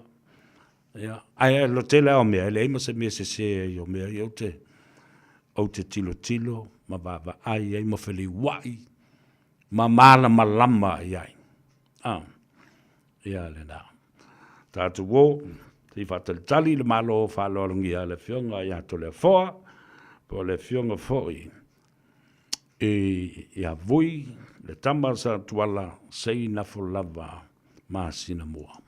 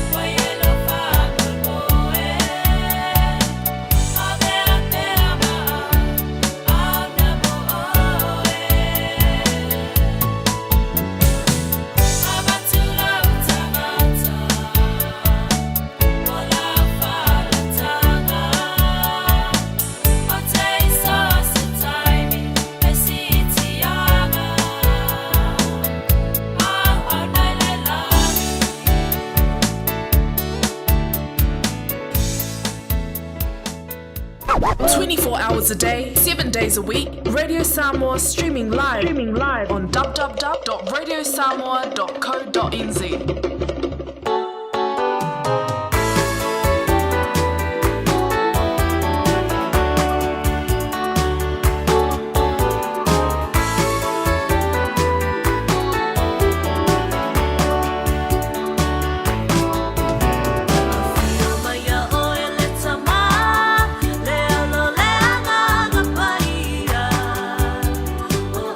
Lava, oh, let's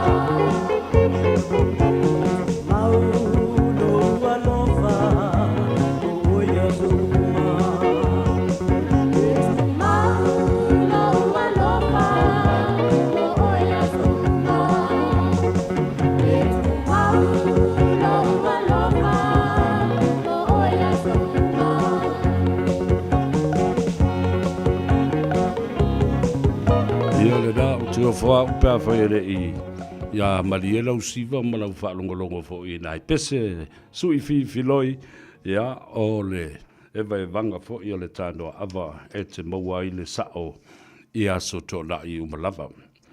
Oe whatalo whatu I le whatalenga ia talioa tui Samoa ia ma le alofi sao tu mua mapule I le maketi o aliki I taufusi. Whatalo whatu le sao inga I lau tau alofi sao ia whapea fo I le whatalenga ia namulau ulu whonga mua o le vaimonga po o le whatalenga fo ia whalea whanga hawa I le vea.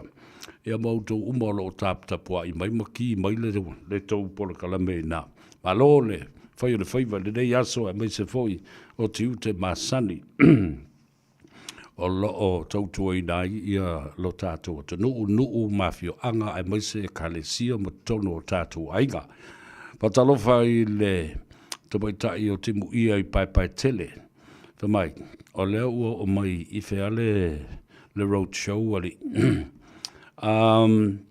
Agnes Sayuli Kyle, Talvalava, o Taele, Tole Paialii, ia, alo le soi fomuria, vaftai le mafuta mai, ia, e mai se foi le uso ia Scott Fruen, alo le soi fomuria Scotty, ia, po felo o mai bo mai ai, ia, mai se lena tau le papa, tupai a vele Nelly McFarlane, Talvalava, malo le soi fomuria, ia, va pe foi le hefionga ia fa moana alo faifo talo fa lava malo le soifo mulia fa talo fa fot I le fionga le ngaftasi foi bono po le sunga fo ia fata ma le fa le tua ia le pepe ia ma le no falo ma si utou ai ngali fa mai ia o le vai aso ne se I vai atu nei, na matua wha li ai le te ma le wha no tele o le fionga le Palestine o le Senate o le mautafono ma le Parlemene o Amerika Samoa, tuila manua. Le fionga ia tua olo na whale ngafulu iai le motu. E le tua inga whapea o tutuila ma manua le taunua tu iai I le sapalai. O waa ia ma meo wha momoli. O lo taunu o atu iai ia le meo le aisa. Narcotics, ia na whato a momori mai la ia lea I Samoa, I sifo. O le talutonunga o le fionga I atua olo. E se lea tu o inga.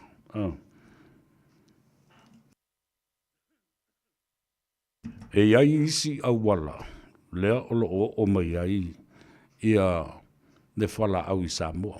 Ma tonu fo. E ei tangata lo latou kukaina. Ia le whala au tono le tunu po le pauta po le aisa. O lo uala nā tali tanunga. Mai o tangata I maua so o mai. Ia lewa utoi whalongolongo atu. O e lewa o na mangalo mai. Tua se tasi ali I loia sa whalpui I mene o nā koti matulanga whapena. A lewa utoi maua atu. A o tangata sa ngalu lue I ngalu enga maululunga le malo.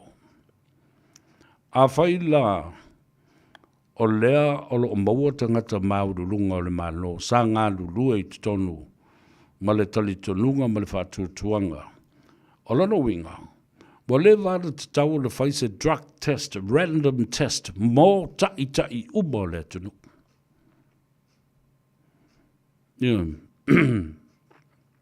O le mea moni ale mea nena. A mata mai lava I te tonu o le Parlemene. Ia langa leu le se Parlemene. Sui fai pule uma e toi o mai I le maota sistemi o te fai sao e lau. Vai, lau o fiong. O le mea tau na fai. Test uma tangata ia I te tonu o le malo. Faulu lunga o matanga luenga. Fa pena fo I o I le office o le tute. O iai te tonu o borders control. E pe o le malai valele. O ngā lulue le malai valele. O ngā lulue I le wafu. Fa o lulunga o matanga luenga. Test atoa malamatanga luenga o leo. O i whale bai. Ia, le mea moni ale mea lena. O te tau, o na sila sila. O i whaiaonga, test ma whaiaonga.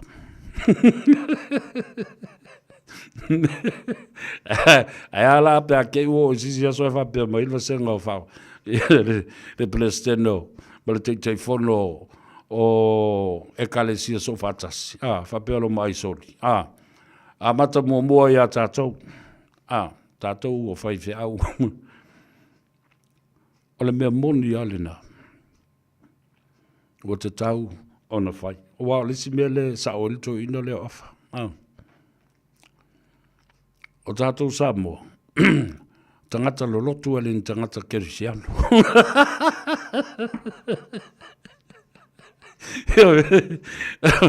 O tātou wana o tangata e o le lotu. We are very good church goers, but we are not Christians. But if you really think about it, nā le tō anga e o le lotu I le sa. Ai le tangata kerisiano malu sa o lato mawhawhonga ngi tū mani anga mani winga wha kerisiano. Pea no whai atu fo le se senga.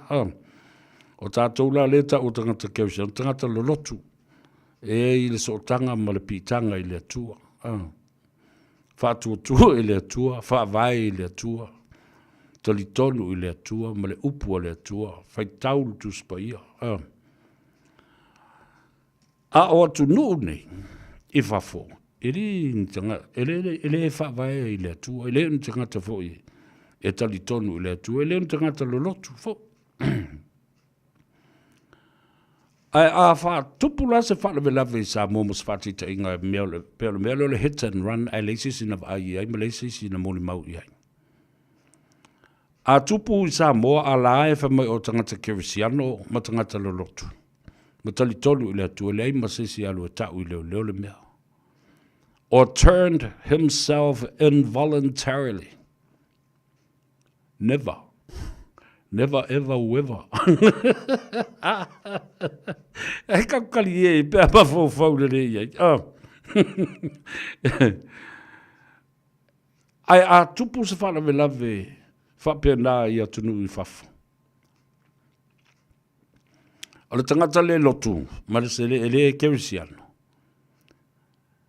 Within his own guilty conscience, he doesn't believe in God. E le te tonu le atua.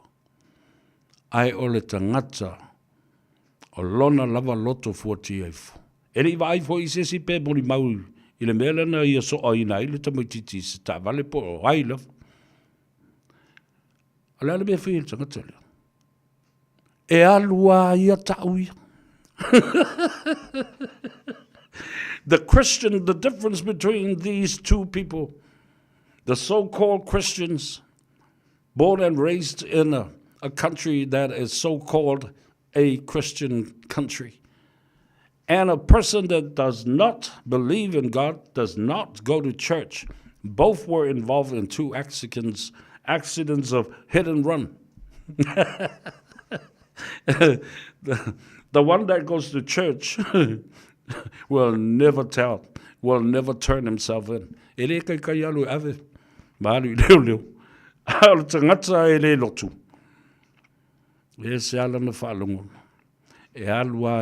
Many cases like that. In countries that do not believe in God,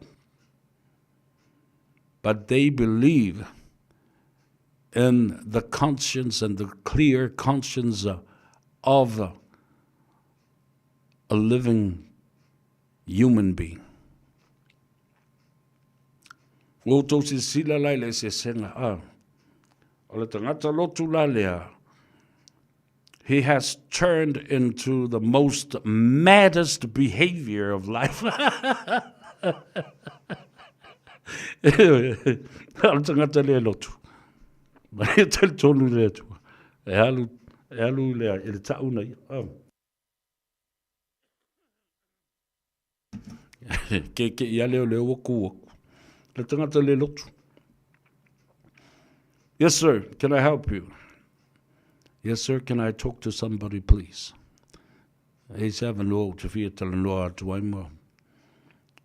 Yeah, Saudi John. And I'll Saul Tangata Taulo Malona Ingo. Tau Malamena to Poil Fav O Yalena to Poil Fav Lave or the Taimi. Oh. There's a single in Samoa. O tangata o le lotu ale tangata Kerisiano.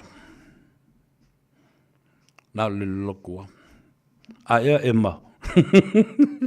Talofa malose fo mnuia. Me sa o le mane ale sweet. Ja, lele.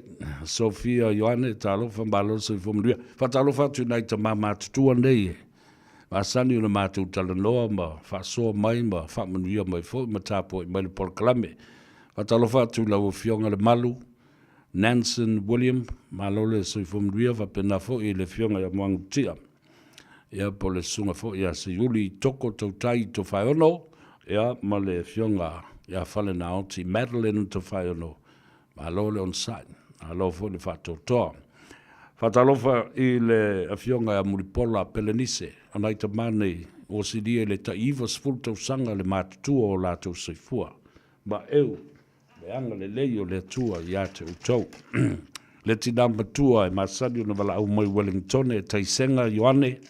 Ivas fulma le lima tau sanga le vaiasu na sei ma vai atunei. Ma eu le anga le leio le tua. Fapena fo I au tau whanau. Ma mori atua I le anga whaftai I whanau. Le ta mamatua o le tātou ainga masoe tauli. Ja, o tausanga fo I le nā o le soifua. La talo fatu I tō whawhine. Fortino, Erolini, Vaisingano, Forleni, ia ma le tātou ainga atoa. Haftai mit mō tau singa le lei o lo o Fatino mō tātou matua. Tui māwolunga Josefa, a talo fatu I lau fionga, ia ma le faltua. O isi ta mamatua, ia fatalo fatu e lau to ina matua o loa fo I aso matele I whenua. Tolonga taua, fatalo fatu, pambu mawalo manosi, ya. Wa base ngā fo I le mawa se avanoa I whai se tala, ya, ai tonu o lo mawale, so I fua lau le lei.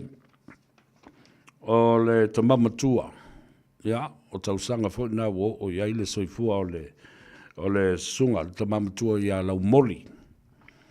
Lau moli Ioane, fatalo fatu, ia whapena fo I le tuafine. Sister e Tavise Ioane, ia, malo mo ngā luenga lei o lo tausia. Awa, o le tala le nā.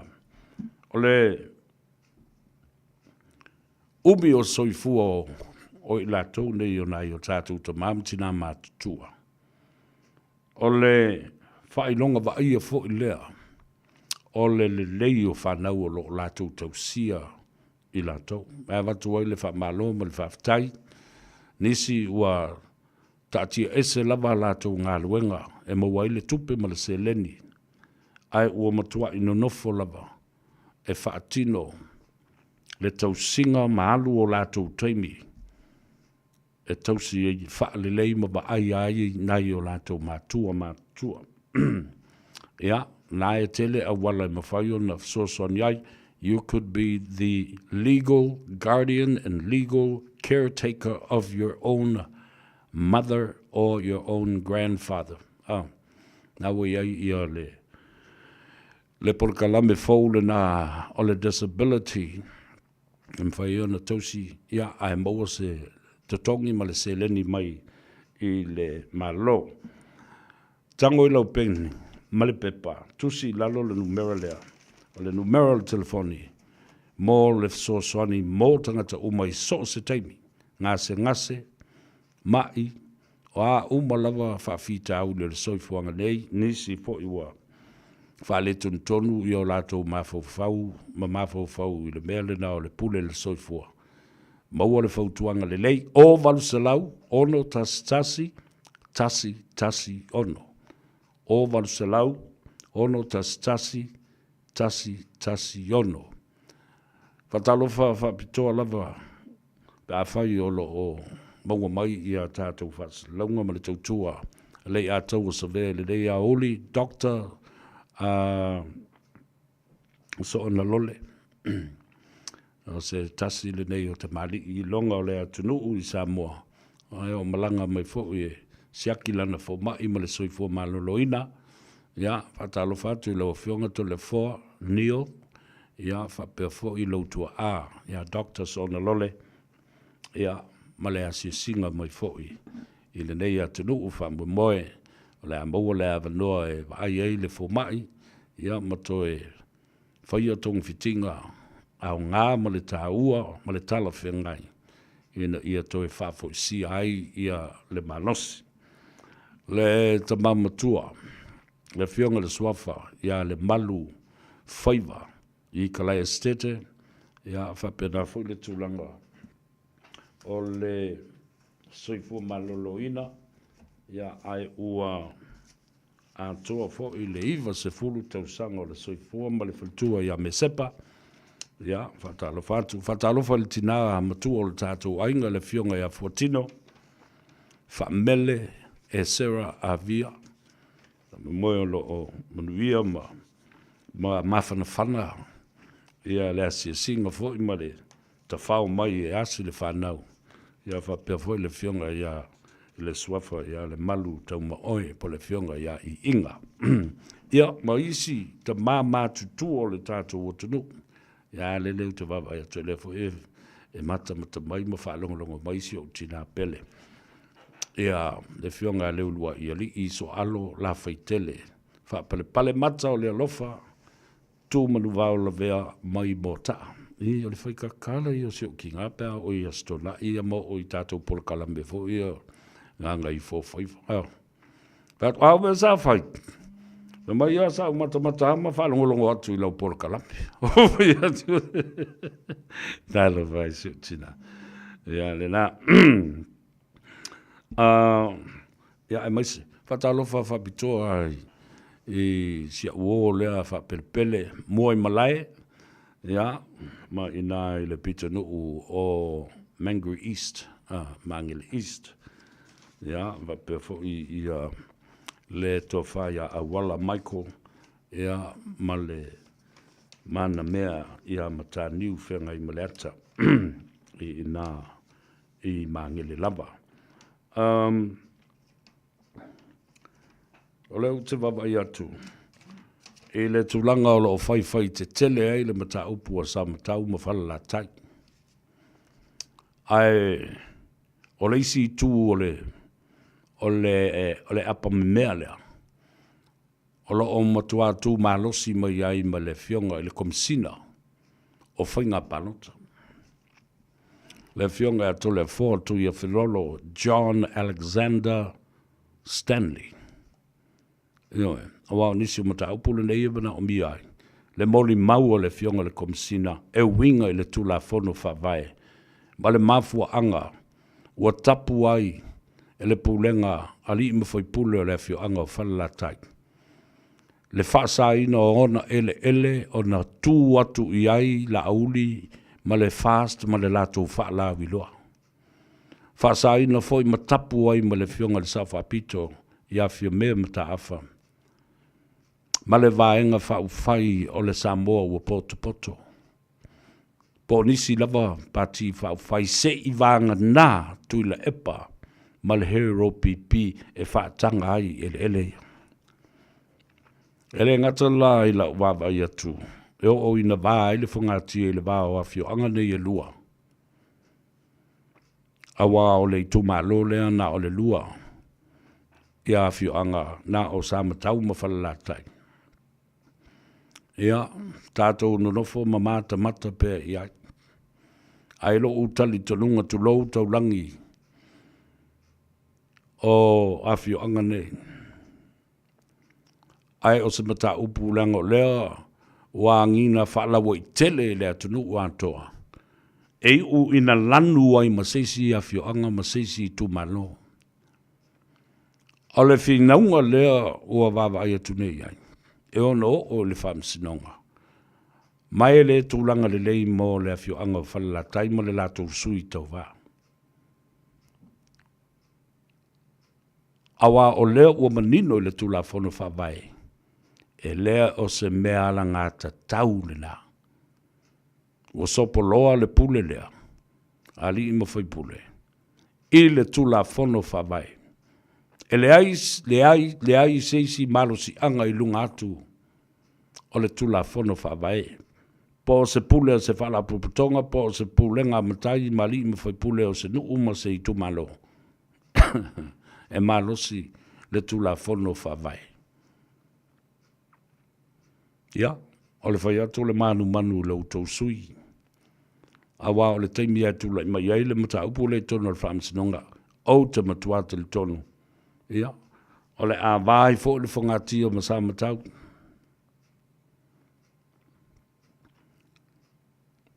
Tulauna, taulangi o nuu mawhio anga ma le tu malo.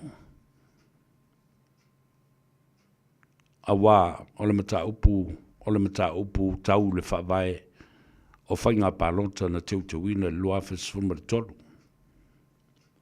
A o le tulafono whawai fōi, o lo talandoa i ele whawai o le malo Samoa, e winga ile a ia te tau ale tangata. A o la no ia masatia le a ia tau o le tangata. O le a la le a ia tau, le pui anei, ele hero pipi. Le o la tau i loa ma malama le i ai, le mea le o tu lai mai. E le o se tu langa le. Le satia o le ia te tau o le tangata e fili ai po ai ave ila na palota. A o ai fo i le vaenga whau whai. Na te filifilia e langoina. Ia, tālo sia. O le a fo ia le nama tā upu. Pe au o i le whamsinonga. Pe o fo i le whainga pānota pe amaea. Whaftai o lea ua tali manino ia le fionga le kumsina. E winga no ta upu le nā. Le ai, toi le ai. Se malu si anga. E vavao ai e se pulenga. Se vaenga whai, po se tangata foi. Palota, po se sui whao riori foi. E anga i e tā ofi. Le ai a te tau o tangata ma vaenga whai. Aftai o leo whaamdino mai fo i le fionga le komsina. Le whaatanga ina o tangata e valu se fulu. Lea sa te e na le lato wa ia taupena ma fua i sea. Ma whape i o na whaatino le lato le stala i le fio anga ma le tu malo o whale arupo. Mai le iwa se fulu ma le ono. E to valu se fulu ua te lia ina lato le stala. Ai le se lau. Sfulma le ono o lo toe o lo whaatino i aile suenga i le teimi le nei. E le suesueina o le mata upu o le objection ia pa o le lui fo i a le sui o le fast.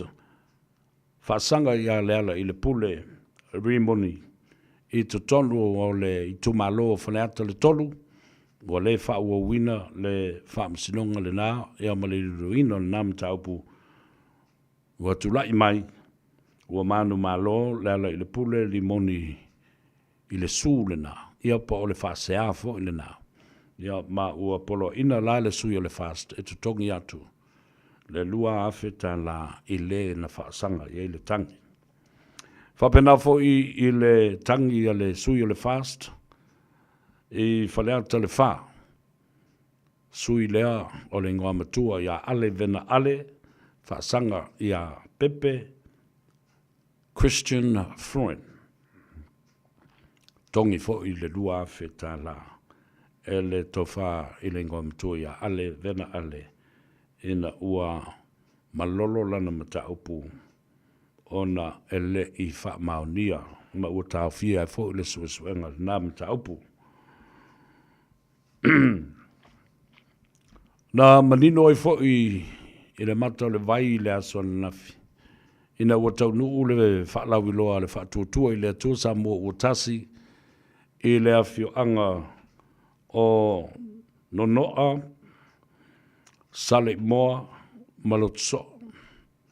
Le tu malo o sangang le wha. Sa whai ai ia le wha aloalo wha pitoa le fionga ia tui tas, ia tui sa tasi patea. Ma wha ilo ai le whangatia o le tasi le o sui tau vātuto o tasi. Amanuia. E alu maanga i atu i lalo le wha malu ma le fua a le wha tuatua i le tua Samoa o tasi. Ia lena. O nai o tonga na o tala tuli loa o le la fo i vaiasu. Ona tātou fo i mai lea i le mata upu lea. Ma le la unga lea. A le fionga le Palestine o Amerika.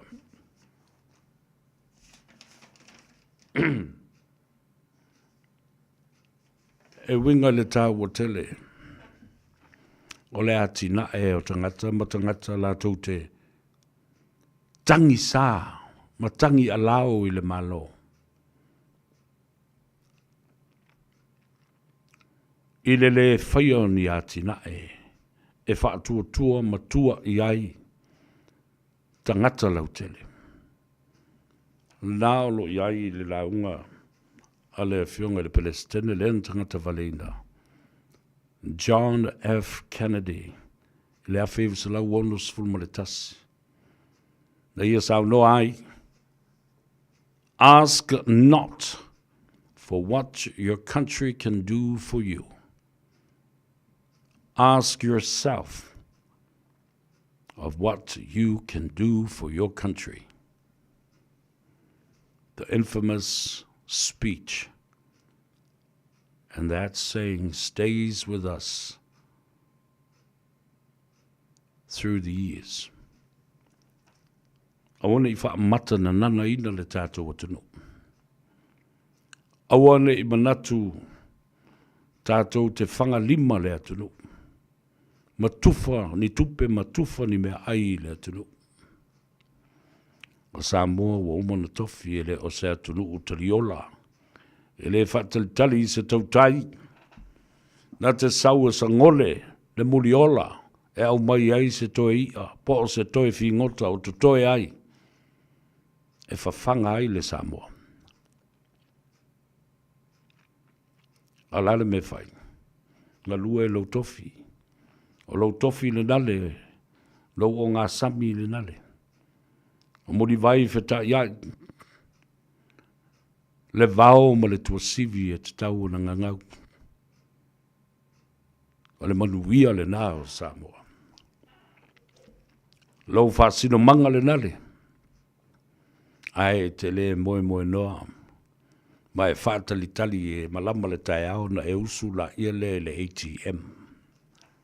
E tuu i ei lau kāri tonu pe fiki mai se me e wafu. Aia, folo paka koa koe, e folo le kāri folo koe maoe. Ele masingi wale ai se tupe o ata ele miti afo le si a uole nana o fitaui ai ana nei ina ua mai ale talanga teu mo le fionga ya tole foa po le fionga fo ia matautia pene weta Solomona saula to tonu male le mata te tele ai fo le I luma le miti afu lulio o lau tamoriki e po afa mai ua le ai se tupe John To'o Perez talo falava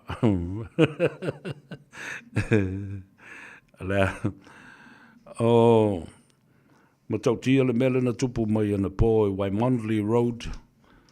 Ia o ie masani na walu e tufa ie le vai. Ia I latou te whan. O ka ina le vai le ola. A le tupu mai le street sa o a le masani na o wanga I mawhi iai.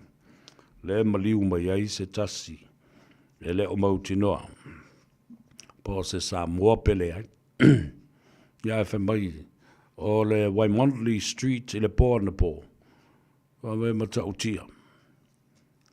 e matau tia me o le misa na whai e na whao ngai fo mani a upenga mani mea whapena. Tō lua lana ta o to le whare mai le onga te I o tara. Sorry o tara e le whape o whale angatu I o tō te li tangata le le I o tara. E whana o vai atu. Pa ulau atu tupe I o tara. E toi maua. E maua le tangata e le lotu. E aru kakare rokunga ave yole. Le ato pau tupe tuu I le library. Ala nau ave yane I le ofisa o leo. Le rei o tangata o lo uitu malo leo o tara. Ai apa ula la waleti o te huhu pe pa ui bangele. O tala na lea watu. Ina ia whaalo to tele ai o tau. Ina ia whaia le mea sa. Ia, talo si ia leo se Samoa le nana tu poe le nana whala vlave. I nā I o tara. Ia, ma umai le soifua o le nā tangata. Mai ia waloa sifuiva. A talo fatu le atau mātou le mātu e māta matatu I Australia nei. Mai ia le tala Emma Jane Lawson. It doesn't mean anything. Epstein took a lot of pictures with Clintons and politicians. If Trump had anything illegal with Epstein, the Democrats will have nailed Trump by now. So you're sorry, love with I'm going to ask you this, Emma. It's a good argument. So if Trump doesn't have anything in those files, and he is not implicated in those files of Epstein, if they were just innocent photos with politicians and well-known people like Prince Andrew, then why not just release the files? If there's nothing in there, release them. It's the simplest thing. And not only that, Democrats weren't the original culprits in this matter, because this was part of Trump's campaign, that he will release the Epstein files if he becomes president. Le tala le na la wa wa fe soi mai la fa mala wa America mai san e mal mlamle le ato sa ve sa o ina o mo fa longa I upu fai o malo ese mai ele fa longa o meo fa sa longa matustala alo ia ma la fo la na fa yes te le mal mlama ele tilo to the where I look and assess in the analysis of a political spectrum of what goes on in terms of politics in different countries. The economy, look at the tariffs now. The tariffs are supposedly to be on the heads of those manufacturers from countries and pass it on to the consumer. What happens? Ole matua I tau ngatai, ole soifuanga. Ole melana na o tupu ni a Donald Trump. Now this Jeffrey Epstein file issue, it has become problematic for Donald Trump because it will never go away. Ana manatu la Donald Trump ele se me o ye tono faila ia. Ele o yai mai ia I te tono o faila lea. Yana na o tau sila ia I le tele o ata. O meo moral agencies ma meo tauvanga tausala. As little as young as 12, 13, 14-year-old innocent girls. It will never go away. believe me, e su e lava ma su e lava. E u lava. Ina, ia mai, ele ise mea, e toi tau fio ina. A o lale wa bata na fafo o mamai wha matalanga matala ese maata o le whainga war Donald Trump. Ma le tangata leo Jeffrey Epstein. Now, listen, Emma, and all of those of our people from the United States who think that they can back Trump and win. Listen, the midterm selection and election is coming through fairly soon.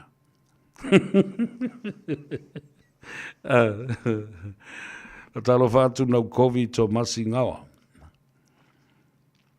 Ele ngata tariffs a ole mata upulea e winga ia Jeffrey Epstein files.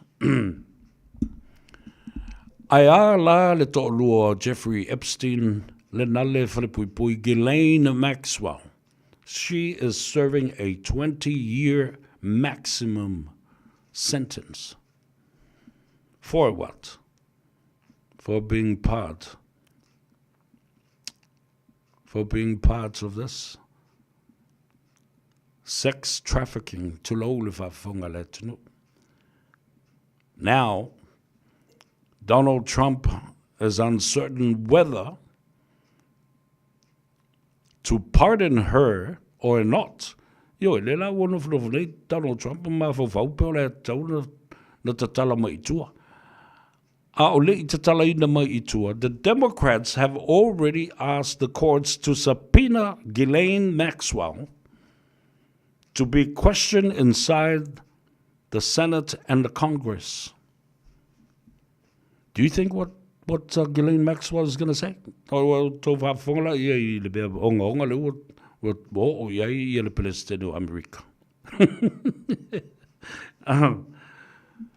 If he is innocent, he will release the files. If nothing is in there, he will release the files. That's the simplest thing to do. He already promised that. If he wins, he will release the files. Talofa Job 31, Esau J. Moore's malole sifumiria aya ilonga wa umala uavu. Lau paki o lo wongos ful lima a Esau. Franco Silia la e malole sifumiria. Waftai ele mafuta mai. Feula motufau malole sifumiria. Pale patomata. Talofa lava malole sifumiria. Sone famwina, alo, whaftai le mafuta mai. Ia, o ana aneti tawili ili, ta alo falava malole so fumria. Ia, o ifo ilea. Alo, whaftai. O fatalo fatu le fionga fotino po le fionga fo ia tongia, le o ngā uputomuli, alo le so fumria, a moe lo mnuia oe, au mau i fo i nā malau tāwhaonga, malau ki whinga i lau whau malu, i le a aio keriso i kalai estete. E iai i a tātou whasisilanga i e tau na whaalau i lo fo i mo le silafia. O no lo iai wha moe moe, anisi o i tu malo, i le afiafi ana nei. O le whasisilanga la lea,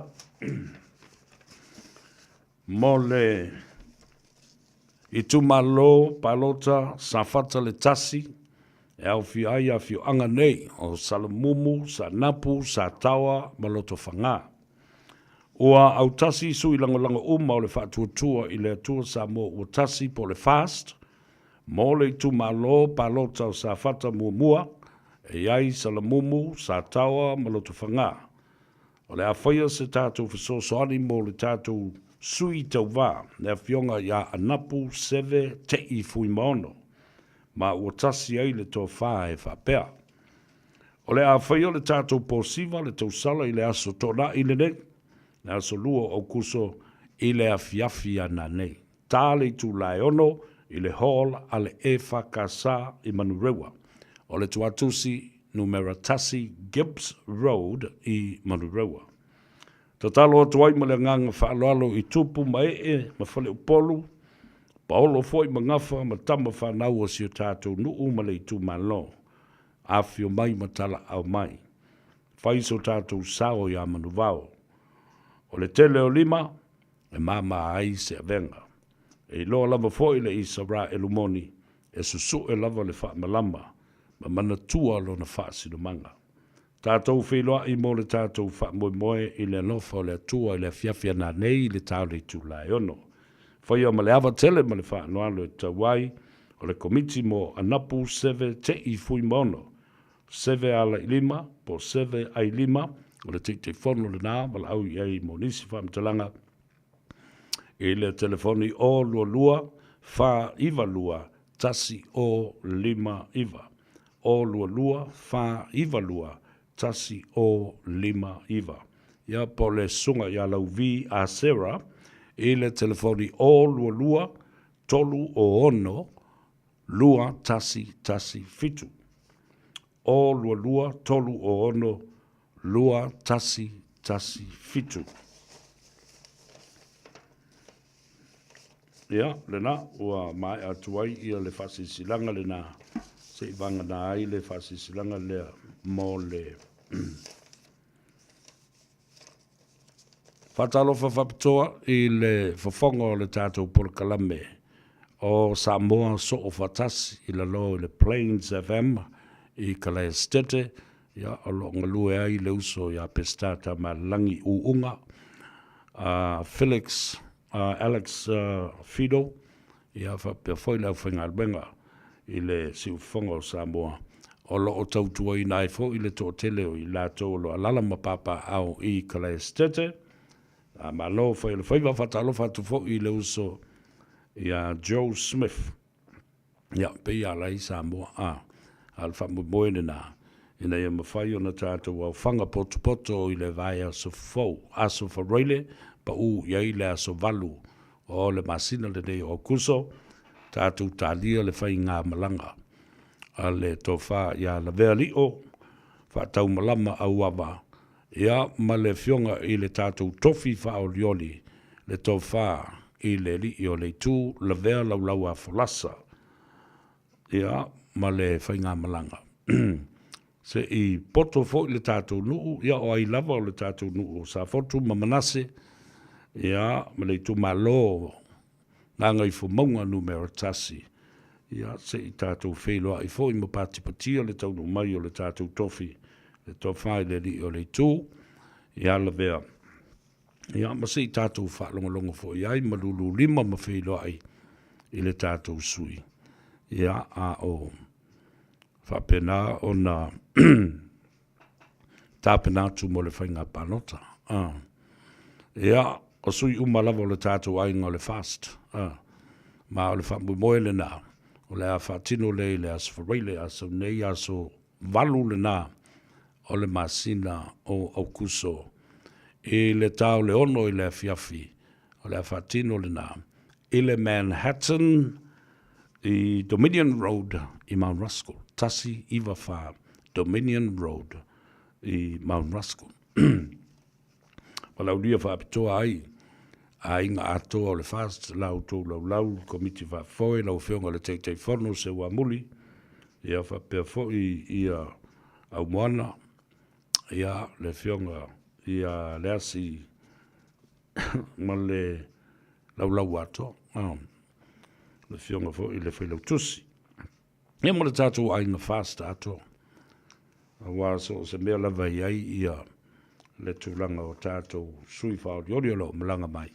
Ia o leo lo mai te wina lava le lango sua uma iai o le tātou a inga poto o le whātutua i le tuasa mo o tasi.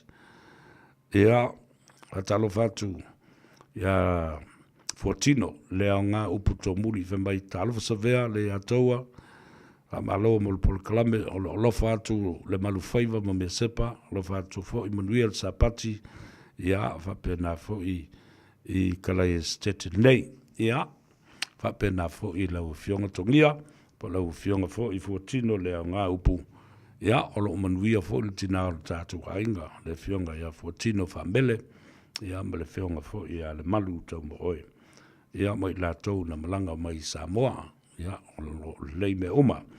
Whatalo whatu o lia tango. Lewe mai sa o lea o ele ataua, kufa kupengei umakai au. Wholo pakako o ele ATM. Ingo wholo kikilo ma ATM, ka ele ATM.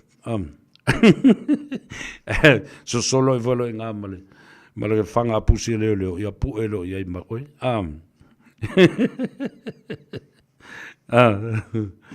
Kalo whai. Talo whai, si polo. Oi wole ngos ki ngide. Si molo.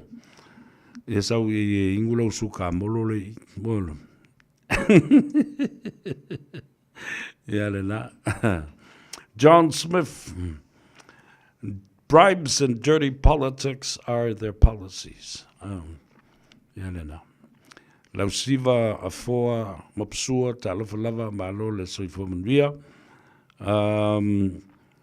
UB36 watching you from Lake Tahoe. Talo fai alofa atu o Samoana malo le soifomanuia. Mona Matautia watching you from Vauala. So le kalo fai malo le soifomanuia. Tavita.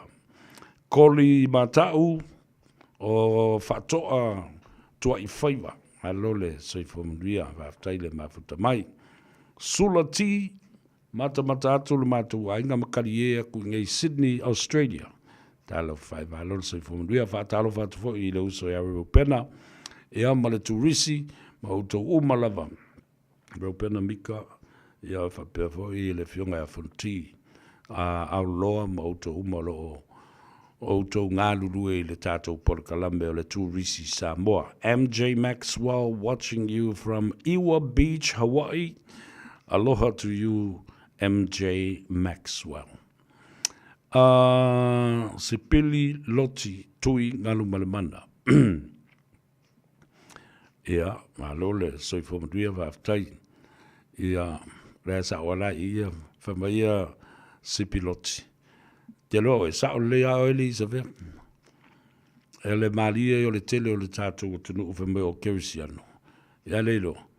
E o le lotu e len kerisiano. I sia ke le kōri o. E le malia ia.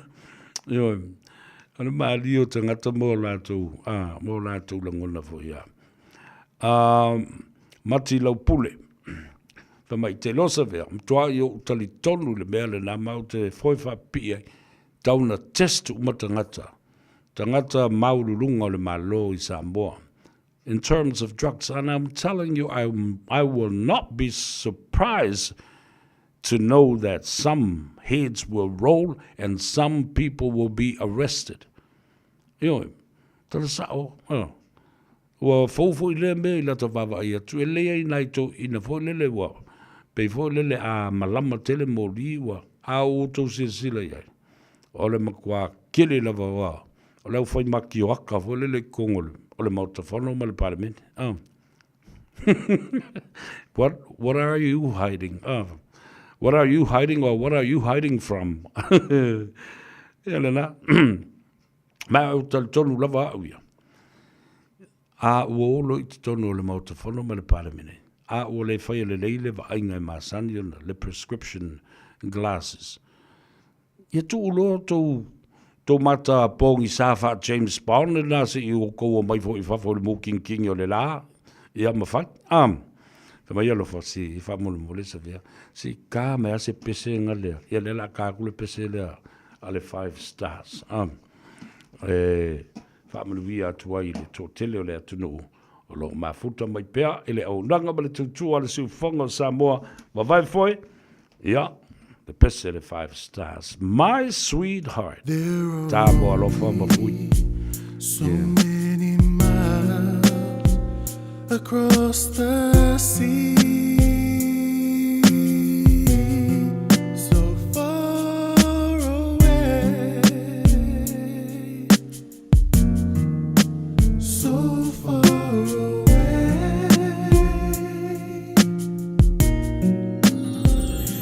I can hear my sweetheart cry. He's crying for me.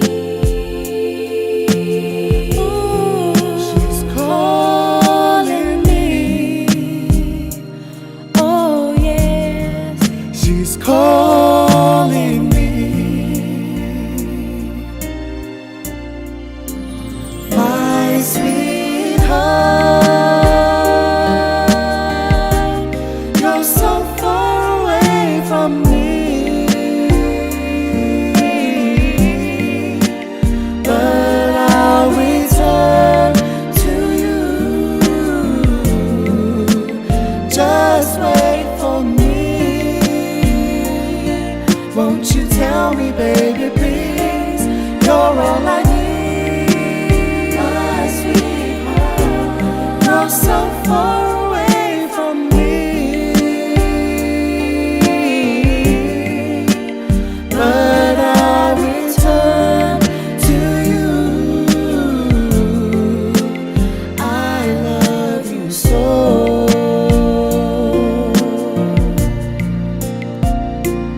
There are only so many words in my heart. I can't explain. You are so beautiful, so natural to me.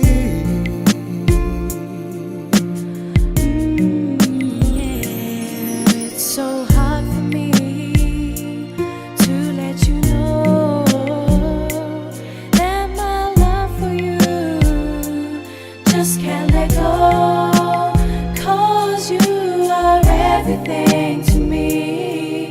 You're the only one for me. You are the shining star of my life, My sweetheart, you're so far away from me, but I'll return to you. Just wait for me. Won't you tell me, baby, please? You're all I need, my sweetheart. You're so far away from me, but I return to you. I love you so.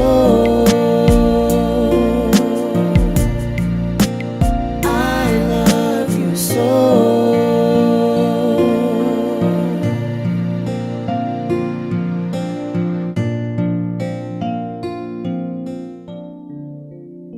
Aloha, we're the Katinas, and you're listening to Radio Samoa on 1593 AM.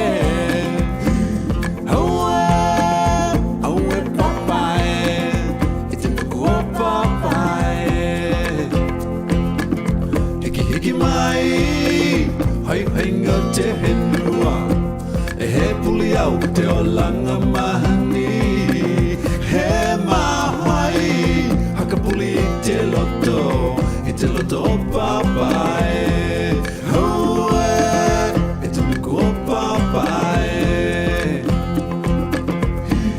hoe aue papai hoe papai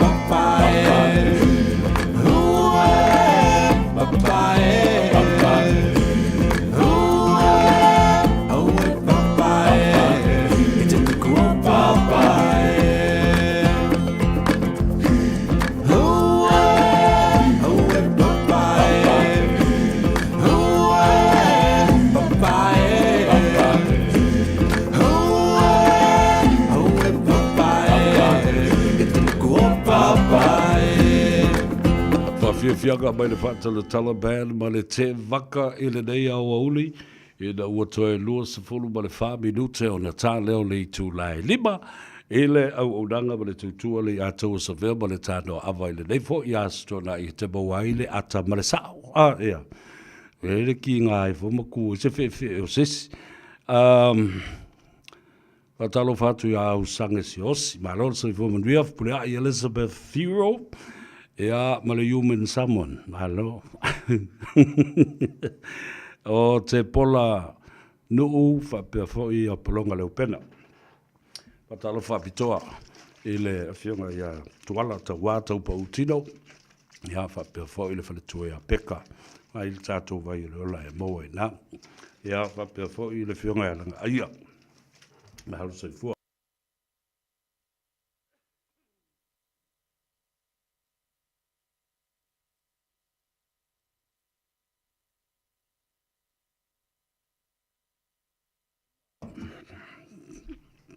O mai leo le tāua lunga i le tātou polkalame nei fo i aso. I le tāua tele o le whai o lau whilwhilinga. Ma le poto ia whatasi ai. Ma le alofa i lau ainga.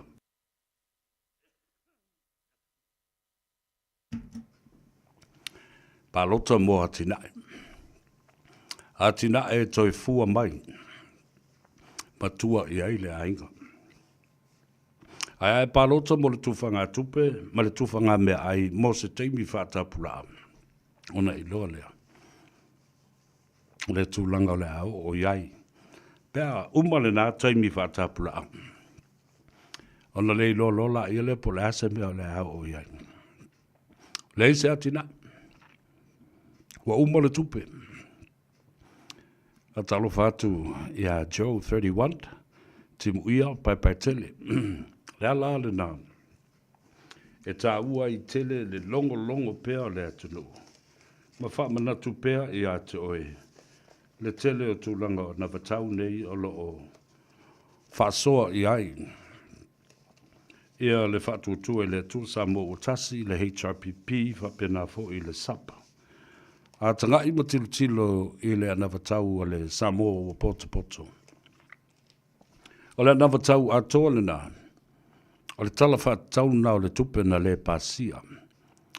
Ma mafua i loa na solofa le parimene ma ua whapena ai. O na tātou o mai i le teimile nei o whainga palota. Mantua o le palota mua o le asolua sifuru ma le fitu. Palota le nā e ta o le pre-polling.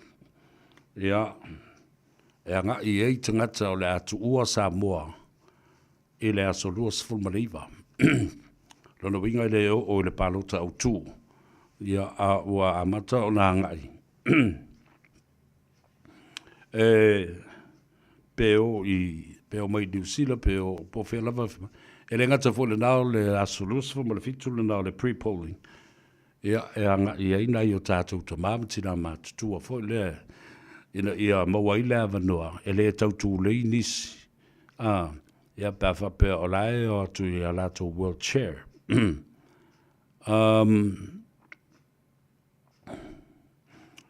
ia ona o lo lea ile aso luas fulmariva ia e mana tua la wai a tau awane i wha fefe ina oe pe wha matau oe e se tangata whapea o lei loa le tangata na e palota i po oe le sui na e palota i ai e lei se mea whapena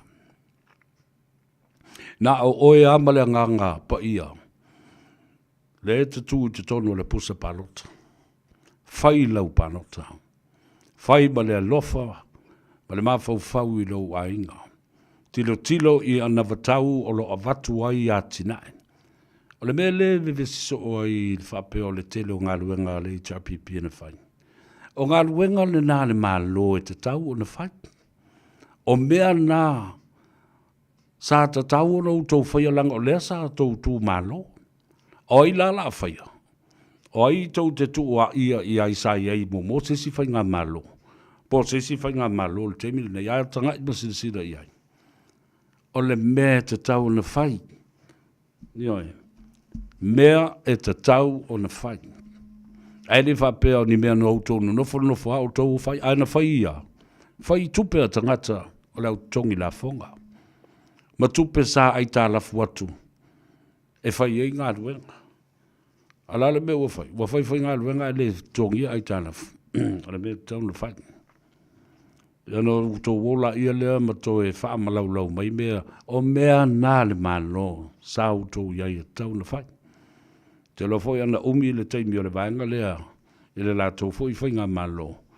O le ese foi mea ia no mai nei. No mai tō e wha le le ia tili mea sa autou whai. Ma whai isi ati na e fau. Lea tau te wha leanga lava le polo keti o le tasi le miliona. Ai o le tasi le miliona le nā. Lea na whanau mai ai. Le tele o mea sa tutupu. A lea e whai mai e le i. Ai le avatus tau miliona. A tanga i sila iai. A whai e limas full tasi i tū malo. E ta i tolu miliona mau na tupu ia na tū whātu. I le whātau sanga wa tuana i atu. Se lau wonos full ma le tolu miliona na wha ma tu atu. Tasi le nā pepelo ma tau tia i lalo le la.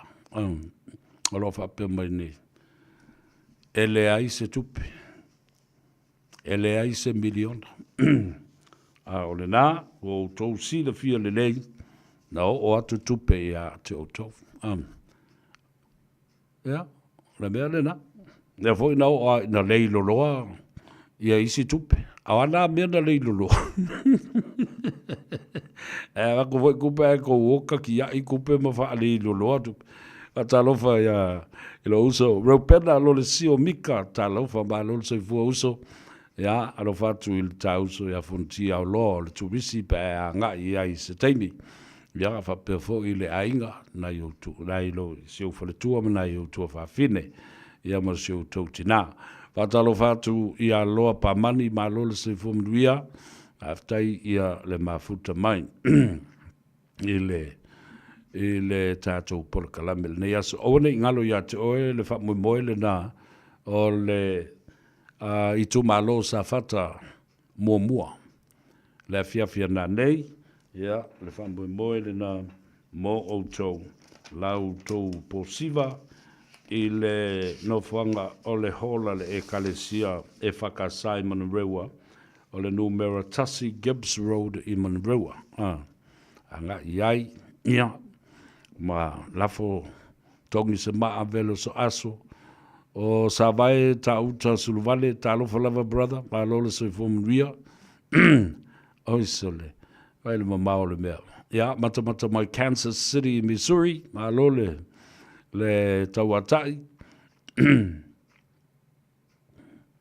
o le tamatai o timu ia pai tele femai ainga malosi o lo wainga sa tunu mafono sa le mafa sa fale a fungongo sa e pelu ia tātou wheloa I uma e le fiafia nā nei whaile I pōle tātou tamā. Ka I le kele oe te mu ia I pai tele.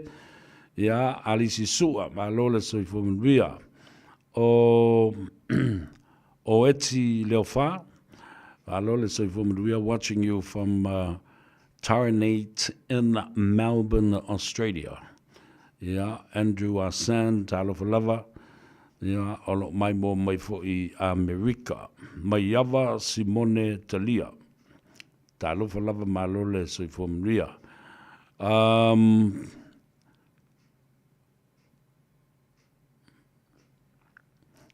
Mai ia Pepe Paulo. Alo soi fumanuia. Ia, fatalo fatu fo ia te oe. Lea le sunga ia. Peter, watching you from South Crofton in Sydney, Australia. Ia, fatalo fatu fo yuso. Famanuia tu ia te oe male ainga. Sally tu ulima. Alo le soi fumanuia.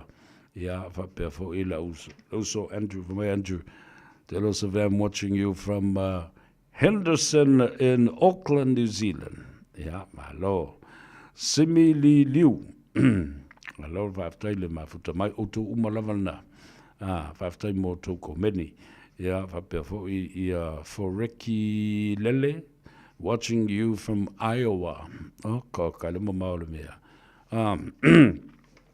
Last tato me ayo 514, Josefa. Ona ingalo le so tai au. Asung le aso sapat ol sapati tai au. Ona o lo le I le asung fua. Asung fua asung nei. Ya. Asung fua se isa ili atu le vaenga le tau tele. Ina ia sila fia I fo I tātou tangata mātutua. Le tātou whilo inga le nā le whaliu nei le la. Ia, manatua. Ia, mai sau. Manatua mai inga iau siliva e whaile kako pinko. No whanga le na tātou iai. Whai ele tātou ava whatali e wana I te mamtina mātutua ina malanga mai Samoa. Ina ua whamio ina I lātou sitiseni. Ia, asunga fua asau nei. Ia o le taimi lava le nā masani o le tālo se fulu. E le tai au, tātou whale fo I le no fuanga le nā I manu rewa. Nanga leo le manatua e tau anau I lo uma e tangata. No fuanga sa whaile tātou ava. Ia, tātou whailo I fo I. Ia, whaile tātou bingo, whaile tātou pele, whaile tātou mu. Ia, ma umai ia lau tāunga. Ia, e whai matu whatasi e tali ai le sua. Ia pe amai ia tātou tālonga na. Ia wa umana whaile tālonga, whaile tau mawhtanga. Ia tau e alo fo I toi whaile tālonga se ia o lava ina tālei tū lai lua. Ia ona tātou lulu lima ai lea ma whātou whā. Ia o le Iaise tāsi e fia malamala mātiri. Whamul mole wala wane le telefonia le talenga e tele ai Edwin Puni. Ia alo whātou taia ia le asa. Foundation. Lea lo whatino ia tātou por kalame ia mo o tau tamam tina mātutua. O le olua tasi, ono tasi valu o whalua. Olua tasi, ono tasi valu o whalua.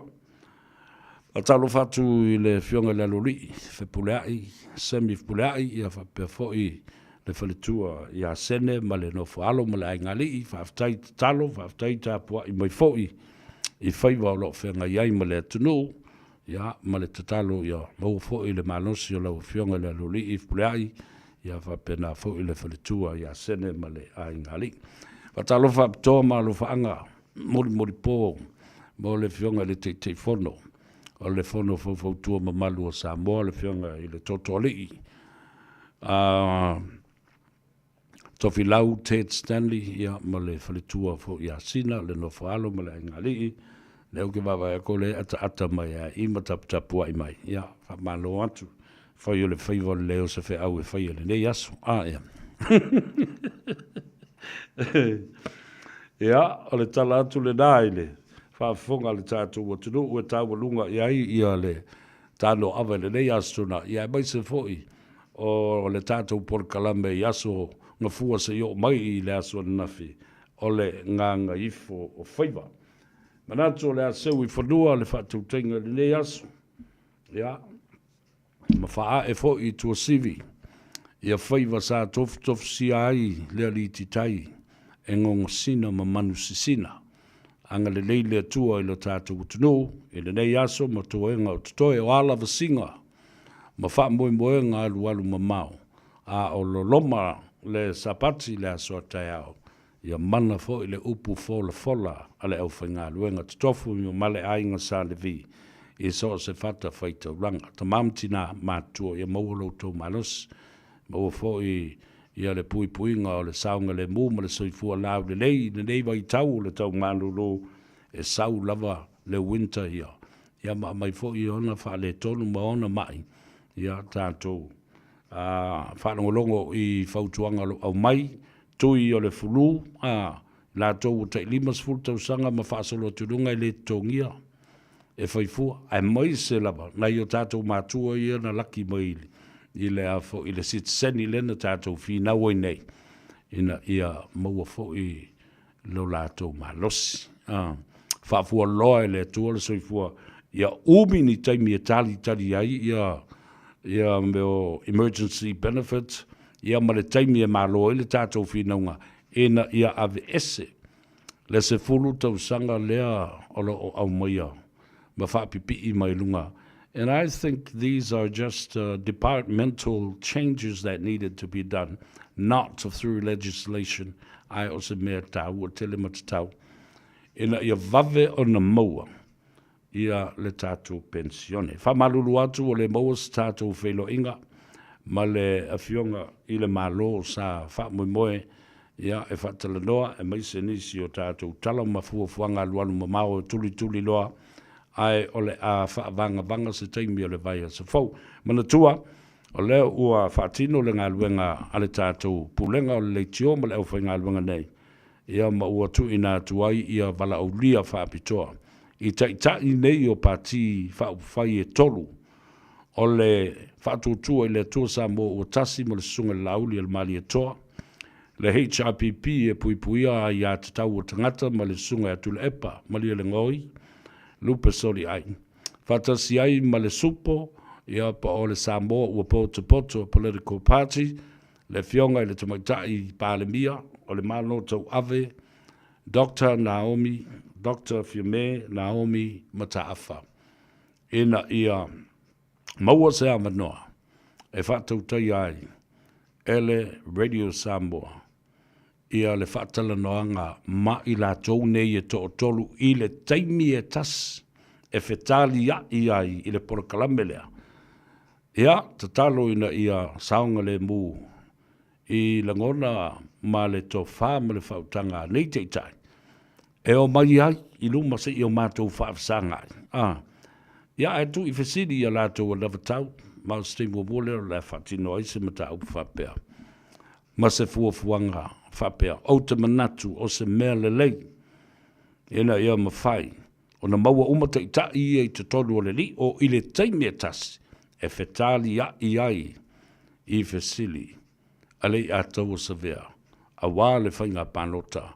Ia, ma le lātou whato whala inga nā lai o na mamanu, ia manu lauti ia, ma lātou another tau, a le a le tau nu unga, po se mea mo i po se mea whaanga pero pe ngā o se mea nao na whau i mā whauwhaunga. A o ni folanga fo i e le tau nu o na whatino. Ia ma whai ai ai. E sāre i korkanka. A wane i atu matangi. Tali le whesidi.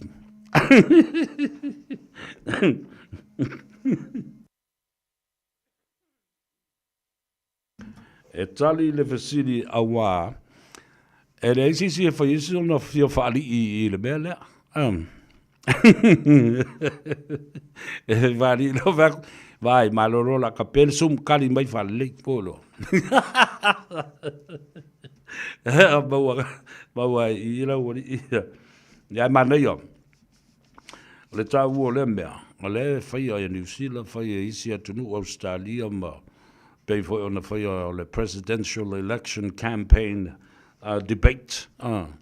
Lale me o le fai ona fai fo e tātou ia. Se I walanga o le bele I nei. O lae matala alu ala tangata la tau whaila na whaalau I loa I. Wana o se vaenga e whai I ai I le talanoanga ma la tau whaalau I loa. Ai a whailo I lunga le platform ma le fola lea. Ma walunga e mata ma mai moa I ai le lalurangi atoa. Ona tā ua lea. Awa e ese lalo utali mamao mai leisi tūlangi. Ese lo utali mamao mai leisi. A lo utali la I le li o lea o le a li po I ai I a le aso lea. Ia, o le mea le tā ua le nai le whamsinonga le atunu. Ia lo whamai le atua. Vai lua tusa sau tātou manuia, whafta iatu le tātou maafutanga le neiva I aso e ono aso. Olo o whaia pēr. Whatalo whaia vau sā mea uli matavau. Alo le soifu manuia, Jessica Tupufia. Le whamai Jessica Tupufia. Does anyone know who owns My Sweetheart by the 5-star?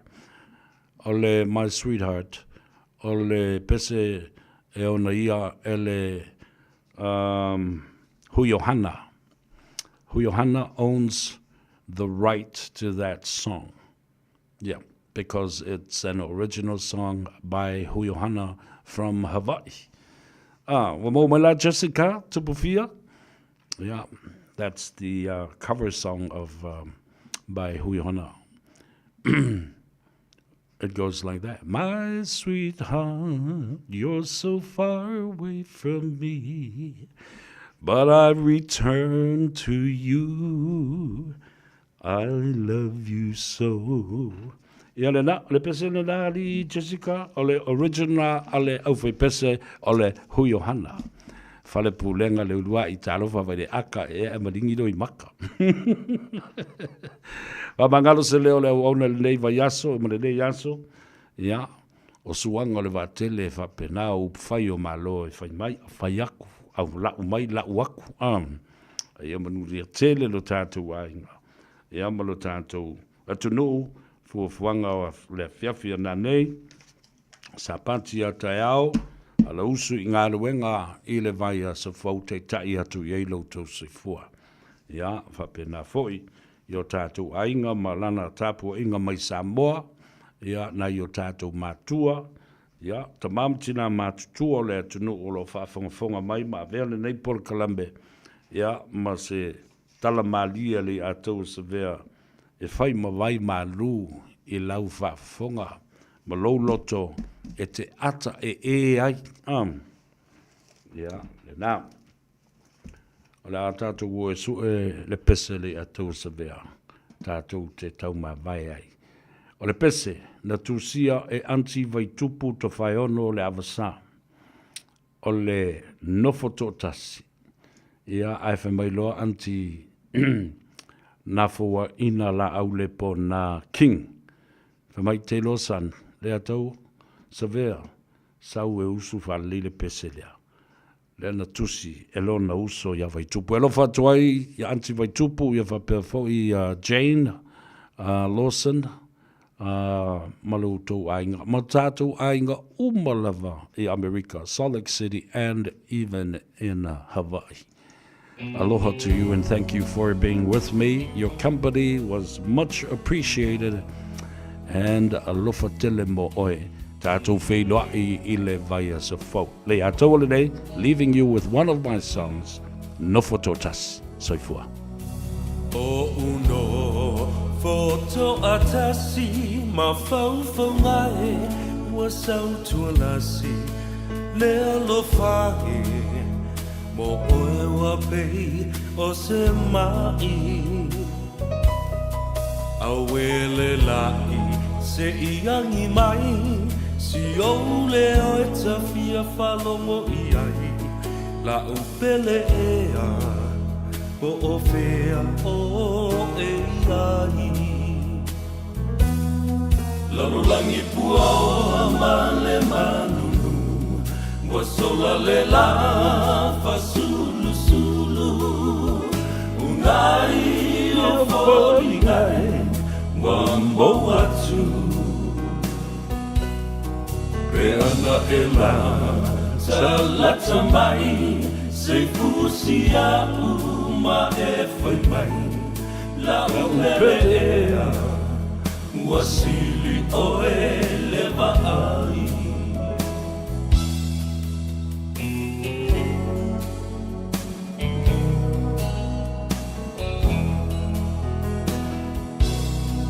E moni ai o Solomona o vai e te lele tinea le lofa e sole